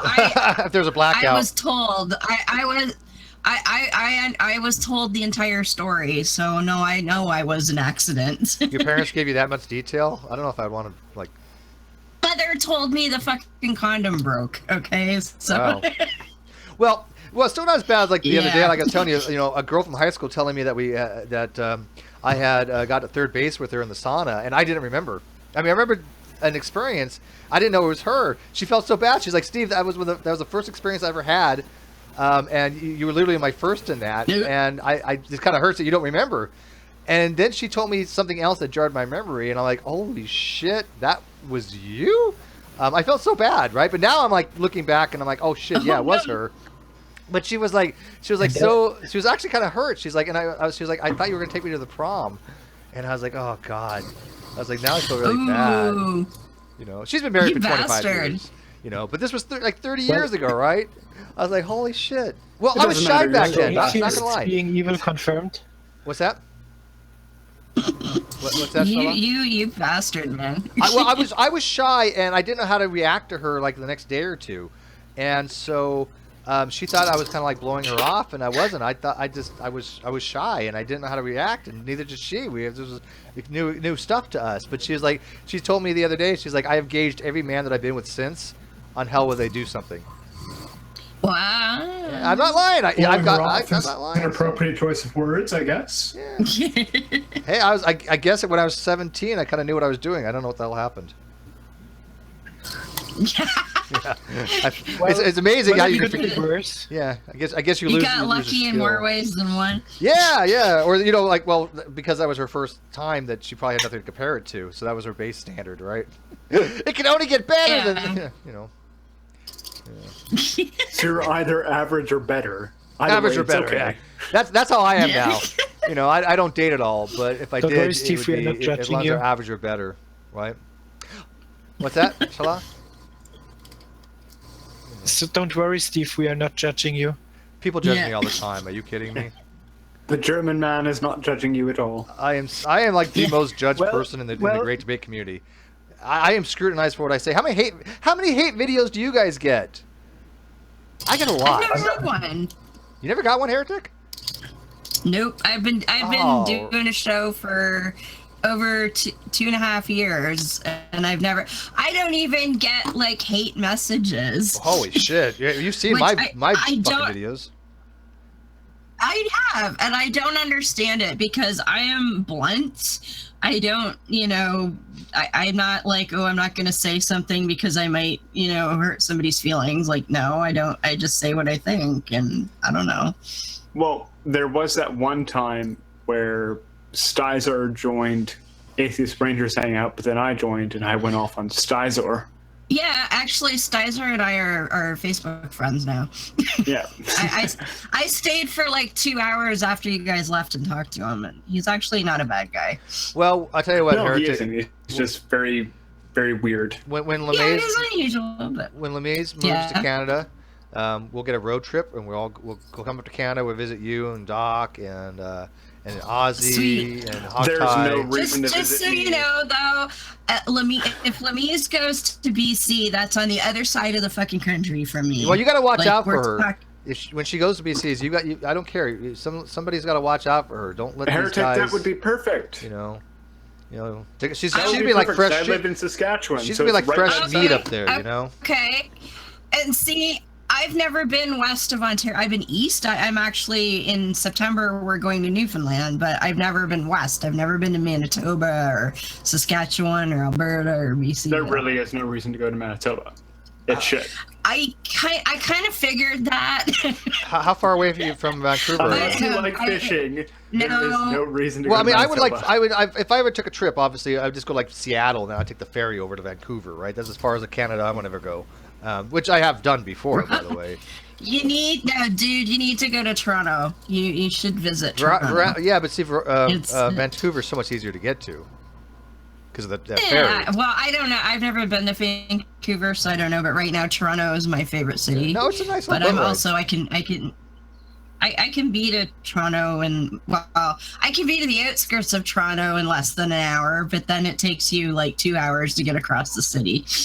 Tom says, "Don't let Stizor watch out for LeMays." Oh yeah, God no. We have a nice country. No, I would love to go to Germany. I've been to Romania. I love Romania, but I haven't been to Germany. Well, that's not true. I sat in the Frankfurt airport for 2 hours. I don't think that counts. It's like I've been to the Zurich airport for an hour or so. But speaking of somebody who gets hate videos, hey, it's Reds. Hey. Well, she doesn't get hate videos. Reds gets rap battle challenges. I almost feel deprived that I don't get hate videos. I'll make one for I don't you. even get. Okay. I don't even. By the way. That was a pathetic attempt to try and rap, and I just wanted to prove that I could rap worse than that. But why? I've never seen something more white than watching that rap battle take place. All I know, and that was referring to Antonio's rap. Yeah, the black guy was the one. All I know is if Reds loses a rap battle, if Reds loses a rap battle, before you say flat. it's the most whitest rap battle, Priest that once rapped. You mean the pastor who rapped the song "Jesus Is My Nigga"? Oh god, that was hilarious. Yeah. Oh, that's great. That was that song was just ever epic. can beat that. There's the two most. By the way, let me just know I've never been to British Columbia. The two most cringeworthy songs ever was that and "Jesus Is My Friend" by Sonseed. Oh no, Steve. Jesus is my friend. Sorry, are you not counting the song from the gender thing of Bill Nye? Well, that was cringeworthy too, but I'm talking about like dealing with Jesus. You know, like Jesus is my friend. I thought you said most cringeworthy songs ever. Well, I mean, yeah, I should have specified. You're right. I should have specified dealing with Jesus. Jesus was my friend. Oh my God, that song is just what the hell. I don't know why Jesus is my Antonio friend. decided it was a good idea to bring a rap into this. All I was trying to do was talk to him about abortion, how wrong he was, and then he decides to pull that shit on me. Because he thinks that's how you win an argument. He couldn't rap the presents. Antonio, I'm telling you, Antonio sucks. The dude needs to give his black card back because he just has no skills to rap whatsoever. It's been revoked. It's been revoked. It's been revoked. Yeah, you know what? Make him apply again. Make him do a test, do the whole 9 yards. You know. I can't remember who did it. Well, I can't remember who did it, but somebody took a picture of Antonio when he was at that like Special Olympics rally or something, and he has his headphones over his toque, and he's talking into his phone, and somebody took that photo and put it beside Princess Leia and said, "Cosplay, you're doing it wrong." Oh wow, that's awesome. That's awesome. That's great. Wait, you're wrong on that. The other most cringe worthy song was "Fuck Me in the Ass Because I Love Jesus." That was you gotta put a link in the Slack chat for that one. Was that the one? That one was done strictly for comedy purposes because they were making fun of abstinence-only. No, you're talking about. It's called. First of all, it's called the loophole. It's called the it's- loophole, isn't it? You're talking about the loophole, by Yeah, the loophole Oates, song. Oates and Garfunkel. Yeah, Oates and Garfunkel. Yeah. By the way, I love her. Yeah. She was in the Big I Bang. saw it. Love her. She's freaking adorable. She's amazing. Yeah, I think she's awesome. That was a great song. Yeah, the It loophole. is funny Is as it like fuck. Antonio, like a 31-year-old virgin now, so his rap Yes. skills may be a little, waning. I think a lot of his skills might be wanting. I mean, what would you do if you're 31 years old, you finally get a chick, and you are just lost? You know what? It's what I love. I have some really good friends of mine they just got engaged and they're expecting a baby, and the guy was a Jehovah's Witness his entire life. He was born into it. He only got out 2 years ago, and his fiance is beautiful, and they've only been together like 9 months, and they're having a baby. And my other friend is like, that Phil guy, he's like somebody who just got his driver's license, and not only did someone hand him a Ferrari, but he knew how to use it too. Nice. Yeah, we're and his fiance was like raised an atheist. So I'll say one thing: after 25, your masturbation game must be on point. If you're a virgin,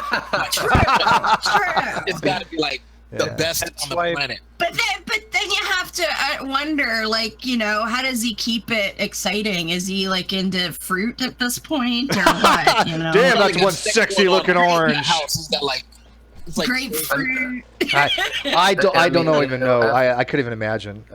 You know. Well, you know, I was actually, you know, saying about this. I don't know why. I must have been high, drunk, or stupid, or any combination of three while thinking of this shit. And I was like, you know, isn't he miserable not getting any? And I was like, really? Think. Like, I mean, you know, Tinder is an app that you can download and you can utilize, and you're gonna have some regrets. But hey, you can. There's a guy that has a series called Tinder Terrors, and that guy is making bank off these videos. Do that shit. Is it Dionysus? Yeah, is it Dionysus? Because Dionysus is doing shit like that. Oh my goodness, no. That's like Predator in the making. I mean, you gotta appreciate his convictions, but here's my problem. Since he's wrong on just about everything, I feel sorry for him because he's missing out because he's just wrong on everything. So why is he having these convictions based upon things that I know he's wrong about, right? It just doesn't make any sense to me. Remember one time I asked him, I said, would ever like suck a dick for $4 million? He said no. And I was like, well, you never tried sex. How do you know you won't like it until you tried it? Well, you know what I'm saying? You're 31. There's a lot of things I don't have to try to know I'm not going to like. But getting into it at first is probably going to be getting into it first will probably be terrifying for him. I mean, you know, women are complicated. I'm not going to lie. Women $4 million are complicated. I would pretend to enjoy it. Okay, trust me. I mean, women are complicated. Get the fuck out of here. No. Okay, for example, you know, this one time Hannah told me to spank her because she's been a naughty girl. And then I was like, it's okay. We all make mistakes. Apparently, that was the wrong answer. Yeah. You don't take subtle hints. Yeah. And by the way, Red, can I give you a piece of advice? Oh no! Stop is not a good safe word. Too complicated. I am going to get my shit kicked in for that joke. Oh my god! Next thing you know, you're going to say, "Who's your daddy?" She'll get her father on the phone. Who's your daddy? Well, hang on. well, it was nice knowing you. Steve, by the way. Yeah. You know, hey, by the way, Reds, I hope your choice of celibacy from here on out is worth it. So. He's going to be eunuch now after today. I am going to get my shit kicked in for that one. See, I'm celibate by choice because every woman I know chooses not to sleep with me. But you know, I'm not going to affect their choice. You know, what is it? I've been single. I mean, it's been over a year now. Holy crap, a year, and that was like a handful of things in the last 3 years at best. Yeah. You're gonna be a reborn virgin. I might as well. Yeah, you know what? If it still works, that's great. Yeah. You know. Well, you may as well because you're still considered a practicing Orthodox Jew. According to some, sure. Yeah. I mean, I'm circumcised. According to Antonio, according to Ronnie and G-Man. Okay. Is masturbation would be proud of you? I think that to them it might be. I have no idea. I don't see. I don't know. I can't imagine God creating a person and going, okay, this is enjoyable, or it's even biologically necessary sometimes. Why that would be a sin? This is better than anything you can describe. I have a question. There's been no human on the planet that has made it to 21 without masturbating. It never has happened in the history of humanity. Never, not once. There's nobody. Even I'm sure Jesus, let loose every so often. It just has never happened. Oh, he had Mary Magdalene, man. He was getting some. There is no reference in the Bible to Mary Magdalene being the whore that he saved from stoning. Yeah, I think they're two different people. No, but the. Oh, hang on, I'll be right back. But there's indications in the Gnostic Gospels that they actually were married, possibly. I'm not talking about her being a hoe because I actually don't think that's a bad thing anyway. So There's also the secret Gospel of Mark that says that Jesus was gay, though. So if he was God, he could be gay and straight at the same time. Or just did he say himself? We would just call that bisexual. Yes, we would. So Jesus was bi. Yeah. Maybe he was tri. Yeah, but Jesus agrees with Sigmund Freud. There you have it. Pansexual Jesus. But wait, wait. Yeah, there we go. Heretic. The story of the prostitute, Jesus was the one that slept with her, or like she slept with another man, and it was Jesus. And he was like, "Oh well, he who has sinned cast the first stone." Yeah. A Monty Python skit where everybody starts throwing stones at somebody and someone throws a giant boulder on top. Heretic. Yes. You kind of contradict yourself. So when you say Jesus is bi, that means Jesus sleeps with a man like he would sleep with a woman. So that would be breaking the rules that God himself set in the Old Testament. But which would mean that Jesus wouldn't have been without sin, which means the whole concept of Christianity is flown out of the window. Well, maybe they're just 69. But those rules don't include God himself. He can break the rules when he wants. Well, exactly. But also that assumes that that's what Leviticus means, which it actually doesn't. It refers to temple prostitution. So it's a whole other, as long as he's not boning a temple prostitute, he's fine. It could also just mean that you wouldn't lay with a man as you would with a woman, would exclude you sucking another man's cock. Exactly, and it means you're not going to do missionary because that's not going to work anyways. So it works if you're flexible enough. But what do you think would happen? What do you think would happen if I don't know these things? Some super hot chick was just totally flirting with Antonio and just started like rubbing him and blah blah blah. I mean, does he have that much willpower to go? Oh no, don't do that. No. I'm guessing he would go, "What's happening to me? Oh my What's God! happening to me? Wait, this has never done this before."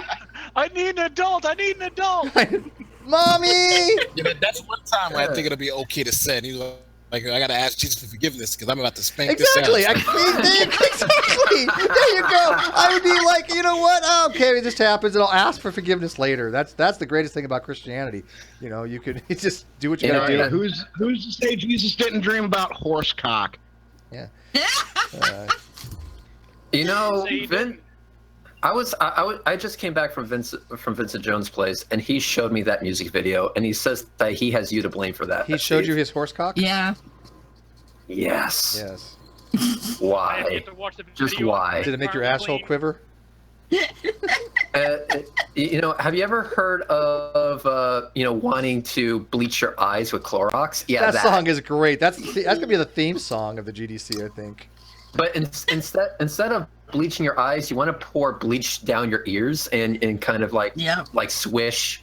Yeah. Dude, the first time I heard I was playing Team Fortress 2 with Calzer or Pew Review, and that song was being blasted over, and I'm like, and I'm sure it was like some 8-year-old kid playing it or some crap, right? Because these kids are like 8 or 9 years old, kicking the shit out of people, going, "Yeah, you suck, dude. Oh, you suck. You're just a fucking piece of shit. I'm gonna fuck your mom." It's like, holy crap. Hey, Calzer, am I lying? These kids are just these kids are just dirty fucks. Have a webmaster have it autoplay on the site. What's that? You should have the person who designed the site have it autoplay. Oh, on the Great Big Community. I could actually. Yeah. I could actually. Like the old MySpace pages. Yeah. Can someone? Every time I go to a web page with autoplay music, I want to hunt down the web designer and kick them in the nuts. So, I hate it too. Can we please start removing Steve from the Great Debate community? I think he's too much of a danger to our future. Possibly. Because I introduced you to a song that you'll never be able ever to get out of your head now. Once you hear it, you can't unhear it. I warn people. Trust me, I can. That's right. I was can in do a much room worse to Steve. and I mentioned that. So blame Calzer. These guys got me into TF2 and Counter-Strike and shit, so blame them. Have you played PUBG yet? Played what? Player Unknown Battleground. I think it's full name. It's 100 players in a single lobby, and it's last man standing. Oh, that's interesting. It's essentially Hunger Games, but you search for resources as you're going along. Kind of like Rust or something. Where the environment, the environment. Good games. Basically. Over time, the environment shrinks, so you have to stay within a certain playfield, or you get killed. I got Gary's Playground, but I haven't played games? with it yet. What's that? Shala? Shala, go ahead. You got a little bit of lag. What were you saying? He started with kind of like Hunger Games, but and then he things that were also in Hunger Games. Well, I've only seen part of it. Part of Hunger Games, I should say. We still need to get. We still need to the get. second part, they just torched down parts of the arena. We still need to get a Great Debate Community Counter-Strike team going, guys. It's essentially another version of Spartacus. I think. You don't have Steam. Shut up, Reds. You can't talk about this. You can't be a part of this. You're Steam illiterate by choice. So. Straight, and I'm. That's okay. I don't even know what any of those games are or what they do or anything. So. Let's put it this way, Heretic. Yes. When I was 17, I worked at a LAN center in Saskatchewan. Okay. And we had a Counter-Strike video game sponsor for our center, and I was on that team. That team fell apart when everyone got girlfriends. That's what kind of Go figure. That was. Well, since I'm like the ultimate single person, then I play games. Well, I'm from the joystick generation, so this whole like keypad and keyboard gaming, I'm like, no. I've tried. Like years ago, I used to be a trainer in a call center, and I got asked to train a new MMO, and I'd never played an MMO, so I got paid to spend a weekend like learning how to play MMO, and I got on there, and I'm like, I couldn't get off the spawn spot for half an hour. I'm like, how the fuck do I do this? You're just being camped. It was terrible. Yep. See, Lamiz had a better. That's why I date a gamer chick. Well, I was going to say, if Lamiz had a better, if Lamiz had a better connection and I could game with her, she'd be like awesome, right? You know, but her connection's so bad. The theory is you could say, well, that's why you dated the gamer chick. But one of the guys who was on my LAN team and one of my coworkers at the LAN center dated a gamer chick, and she was playing World of Warcraft so intently that it got to the point where he said, you know, it's either me or the game, and she chose the game. Well, damn. Well, I once had a gamer chick too. She was more into shooters, and it was kind of weird playing with her because she was so much better than I. Well, no, that's the good part. She's a PlayStation girl, and I'm an Xbox. I know. So what you're saying is that it's weird when the girl is getting all the headshots? Dude, gamer chicks are badass, man. You know. But I'm sure there's been babies that have been conceived during a raid. Doc, I'm sure of it. Trust me. Hey, we're doing Karazhan tonight. You just write a script and you can auto.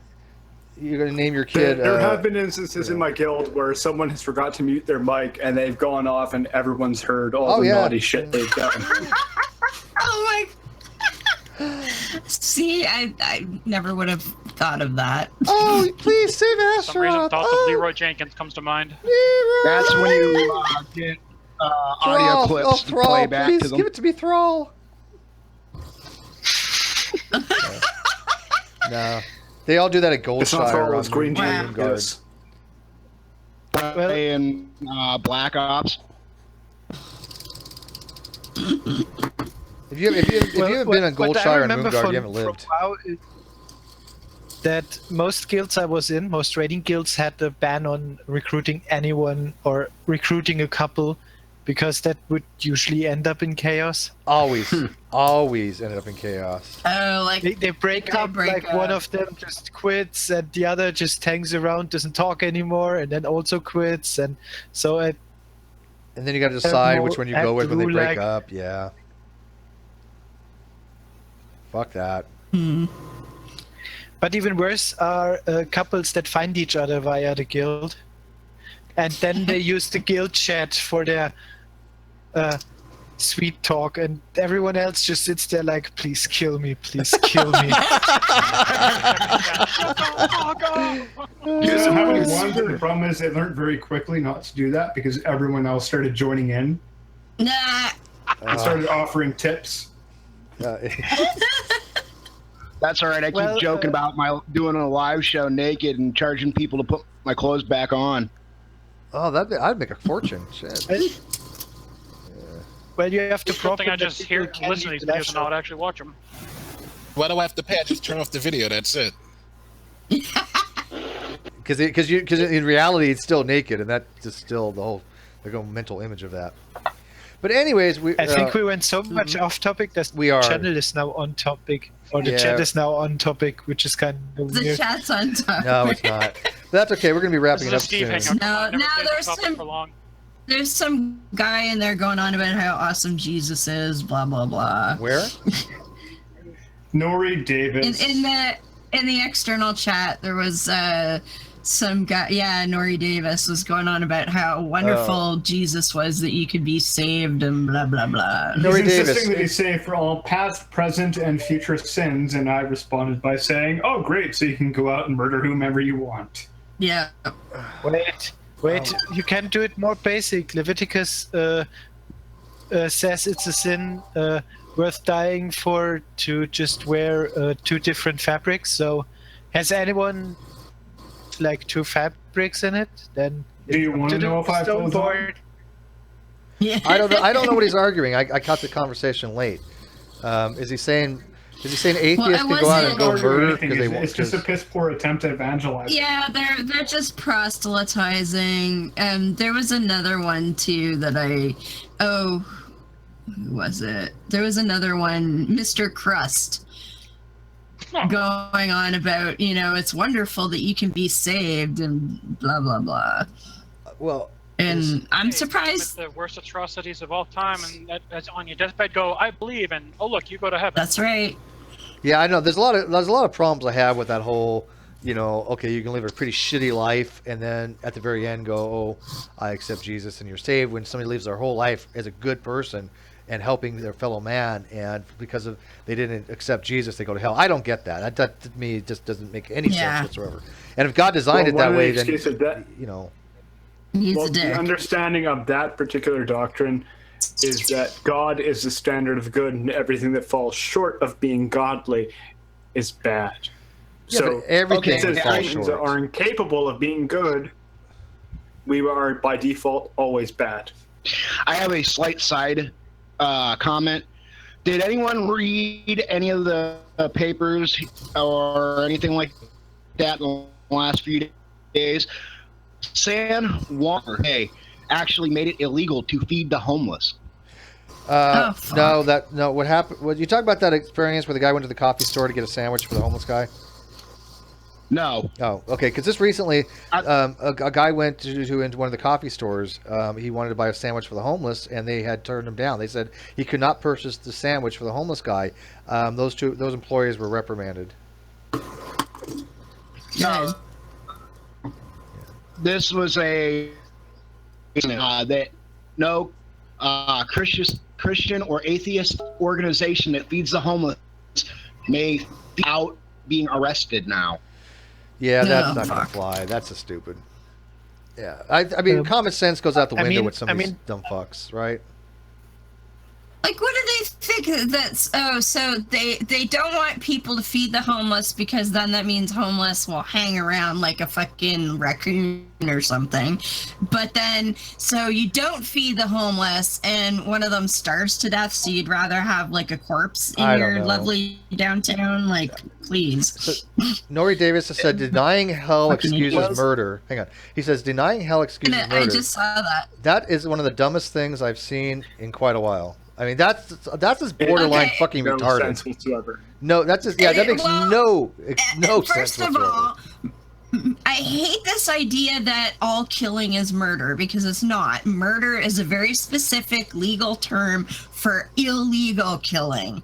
So that's a man-made thing. So hell has zero to do with murder anyway, even if it was a real thing, because murder is a man-made construction. I don't know if it's illegal or unjustified. I mean, MP would be the one to ask, but I think there's a difference there. If you would say that, in that society over there, they think that if a woman is raped, but she can't prove she was raped, even though she went to the authorities and reported it, she gets stoned to death. I would regard that as an act of murder.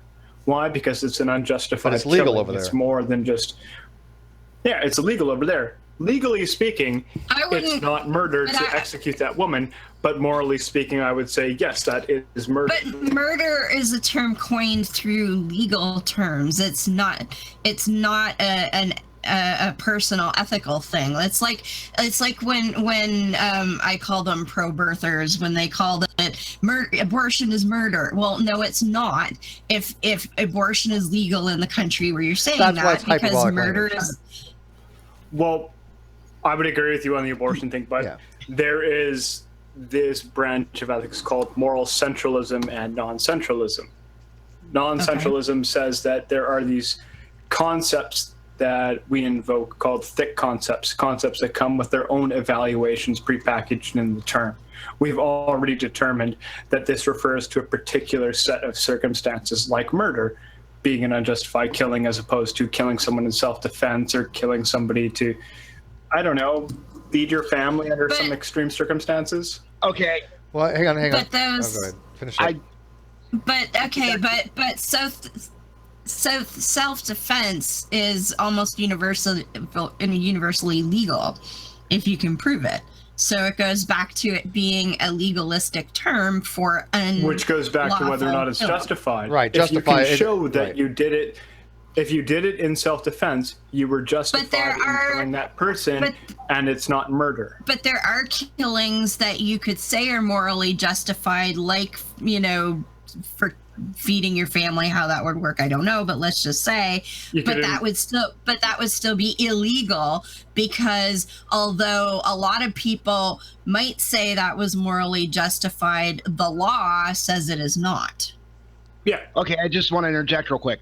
At one point during the Crusades, they killed in the name of Jesus.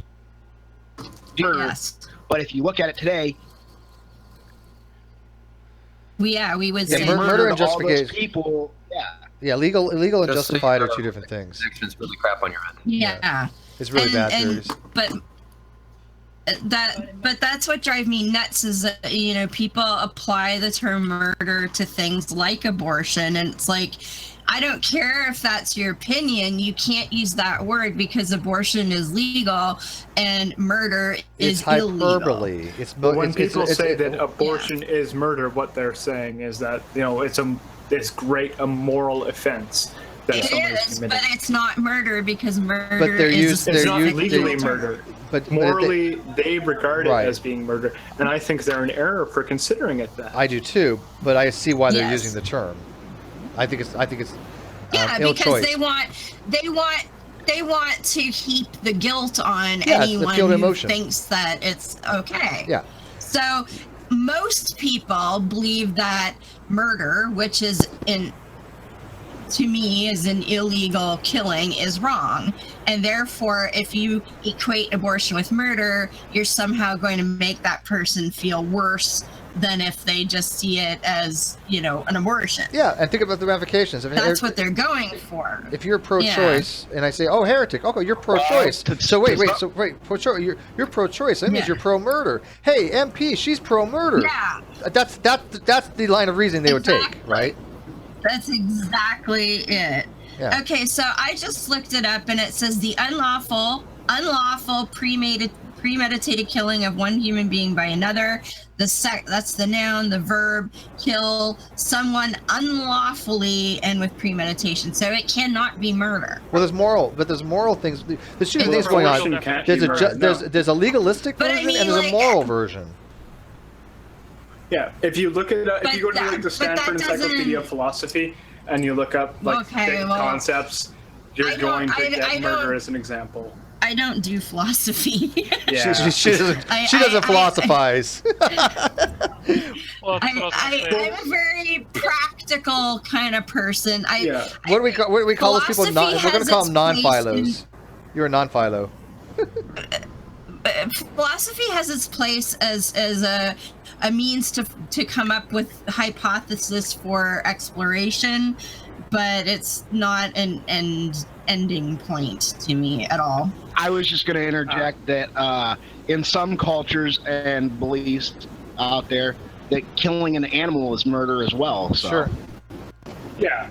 And and I disagree with that. Like, I only accept using the term murder when we're talking about an unlawful, premeditated killing. PETA has that model. Because that's what it is. PETA has that thing, meat is murder, right? Again, it's a illicit, unemotional response. But anyways, I do got to bring this to a close here. I'm heading to the story soon. Heretic has something announced. What are you doing tomorrow? Oh, no, wait. This is Sunday. What are you doing on Tuesday, Heretic? I'm hosting an after show for JD. Yeah, she's going to do the TST after show if nobody else wants to on the Great Debate Community channel. Yeah. So we can break her in. I'll do that. She knows how to do that, so she volunteered to do an after show. If it's an interesting show, I have no idea what the hell JD is going to be talking about.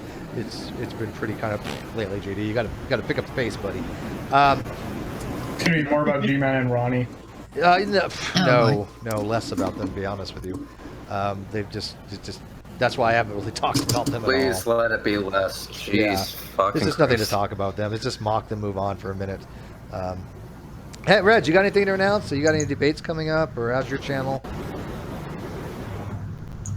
I'm creeping up on you on subs, by the way, buddy. I'm creeping up.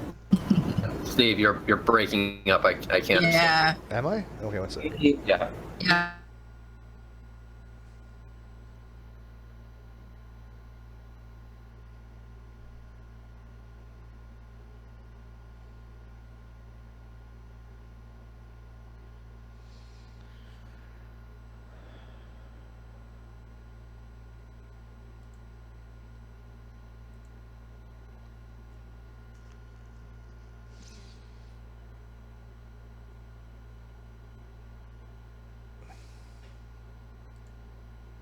Is that better?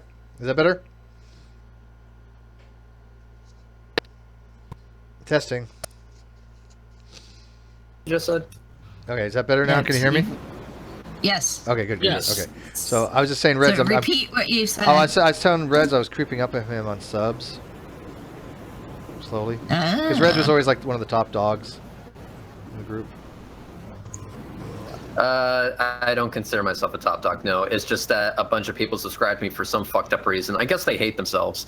And it's purely for statistical purposes. Once they watch one of your debates, like with Betty, I don't know why they would just even keep the sub. It's like, oh fuck me. Why? It's you so always bring up that debate.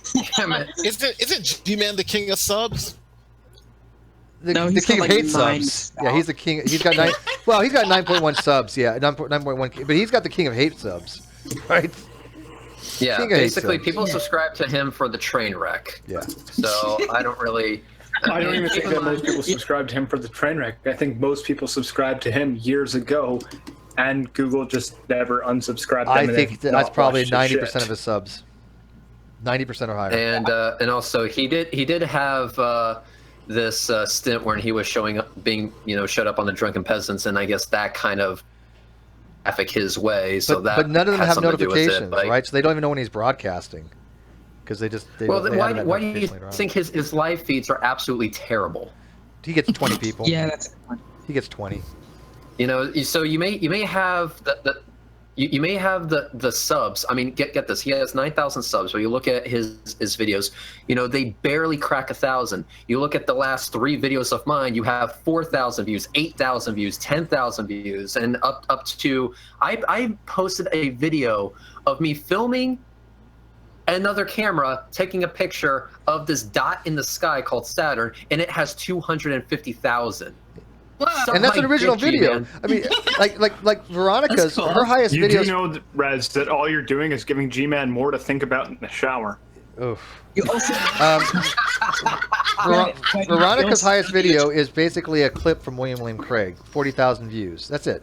I mean, like Ronnie's, like Rez is saying. My last videos, a lot of them are getting 10,000 views, and when I have my live feeds. Most of them get up between about 70 to 150 people watching. They never get those kind of numbers. They haven't broken triple digits ever, I don't think. And yet, Red's had 350 some odd people watching his debate with Betty. That was the Betty debate, and the Spiritualism debate it was creeping up 250, I think it was. Yeah. And I got at 310 on my hosting of the last one with Bill.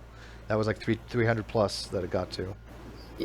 Yeah, correct. I actually remember that. And honestly, the chat was flying so fast, I didn't even bother commenting because I was like, I didn't think about putting it in slow mode.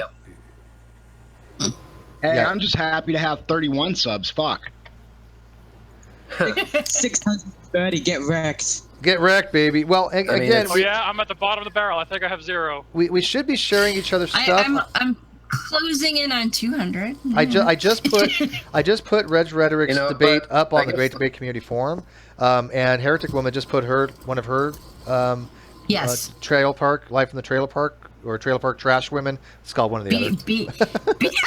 I don't remember. Beyond the Trailer Park. She just uploaded one of her videos. Trailer Park Trash Women sounds like I like that better. Yeah. Exactly, Trailer Park Trash Women. TPTW. In fact, there are 4 of us. I don't know that the other ladies would like that necessarily. Although one does live in Mississippi. Now you got an SJW in your group. One of those women is like as long as someone says in the background that they're making skitty and butter. That's right. In fact, I can tell you who my 31st sub was. Cool. She's right here. It's Heretic. Yeah. But what we've been doing is we've got a Reddit now. We've got a Great Debate Community subreddit. I've only uploaded one. Reddit now? Yeah, we have a Reddit. But also the video that I uploaded to Great Debate Community subreddit has also somebody else uploaded it to Atheism subreddit. It got some views. It's got some referrals. But it's all about sharing it on the platforms, right? The more sharing these videos get, whether on Facebook, whether on G+, there's a tool, there's an app that we use to actually track what they've been uploaded. And I can see who's uploaded what, right? I can actually look, and I get a lot of detail. A lot of this stuff's not being disseminated that much, which is kind of surprising.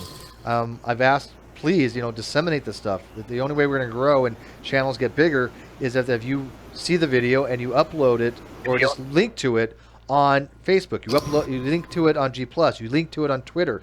These all get tracked. These are all metrics that are tracked. So, I have a question. Sure. Do you have the link in a description for the website? I didn't get a chance to check that out yet.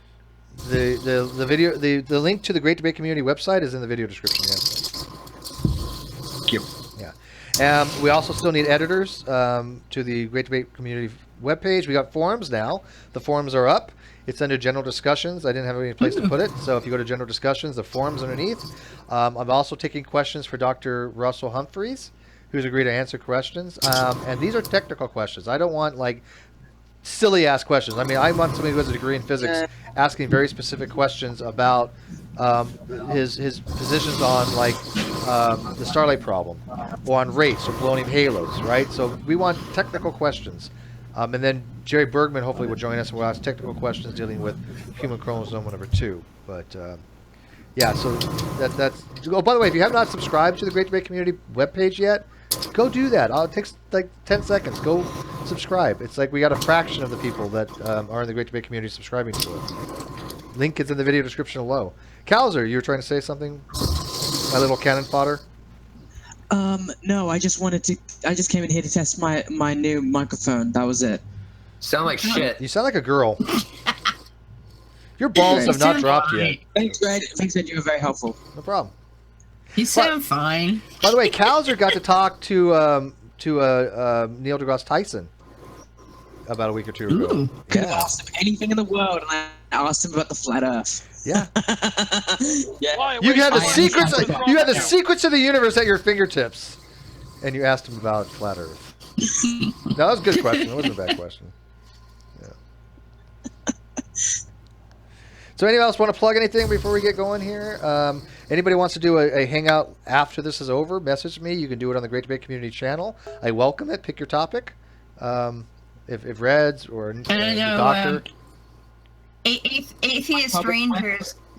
Atheist Rangers doing his Sunday thing at 11 Eastern too. Yeah. I'm debating having a hangout with Chris Boyer, who recently had a hangout with Skylar Fiction, because he really doesn't understand what the hell a properly basic belief is, or how to present a moral argument. Why don't you do that on the Great Debate Community channel then? Well, I would post it to it. But you run he's not a member of the GDC. So, but I might do a hangout on that and then open up after. Oh, well. It all depends on whether or not he agrees to it. Oh. Well, anybody wants to be, if you're not a manager of the Great Debate Community webpage, or excuse me, Great Debate Community YouTube page, let me know. I can make you a manager, and then you just run it like you would your own channel. That's all you do. You can have multiple managers. It's called a brand account.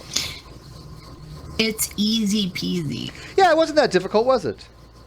No. Yeah, except for Carrie. No, as I said, I used to do that when I was a member of Secular TV. That's how we ran things. So, but yeah, you just go in and create a show. Carrie was probably doing one the other day, and he had like 8 minutes of dead air because he didn't realize nobody could hear him because he wasn't checking the live feed. Live and learn, right? Hey, Bill, are you still there? Do you got something to add before we get going here, my friend? Did you already leave, Bill?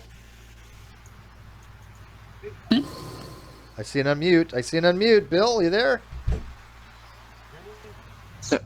His mic's not working or something. So I can sort of kind of hear him like he's in 2 rooms away. I can't hear him at all.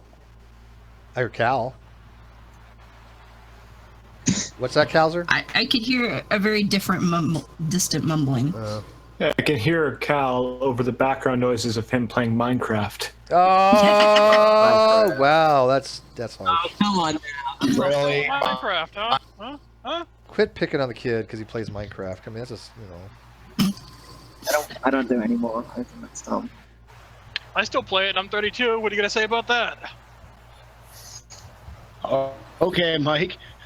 All right, well, maybe we can get Nori Davis in a hangout or something. I don't know, but if anybody wants to do a hangout after this, let me know. All I'm gonna say to you is grow the fuck up. You Minecrafter. That's bullshit. I know I'm forgetting something else. Anything else I got to add to the news? Not really. Anyways, like I said, go subscribe to the Great Debate Community webpage. That we can get updates.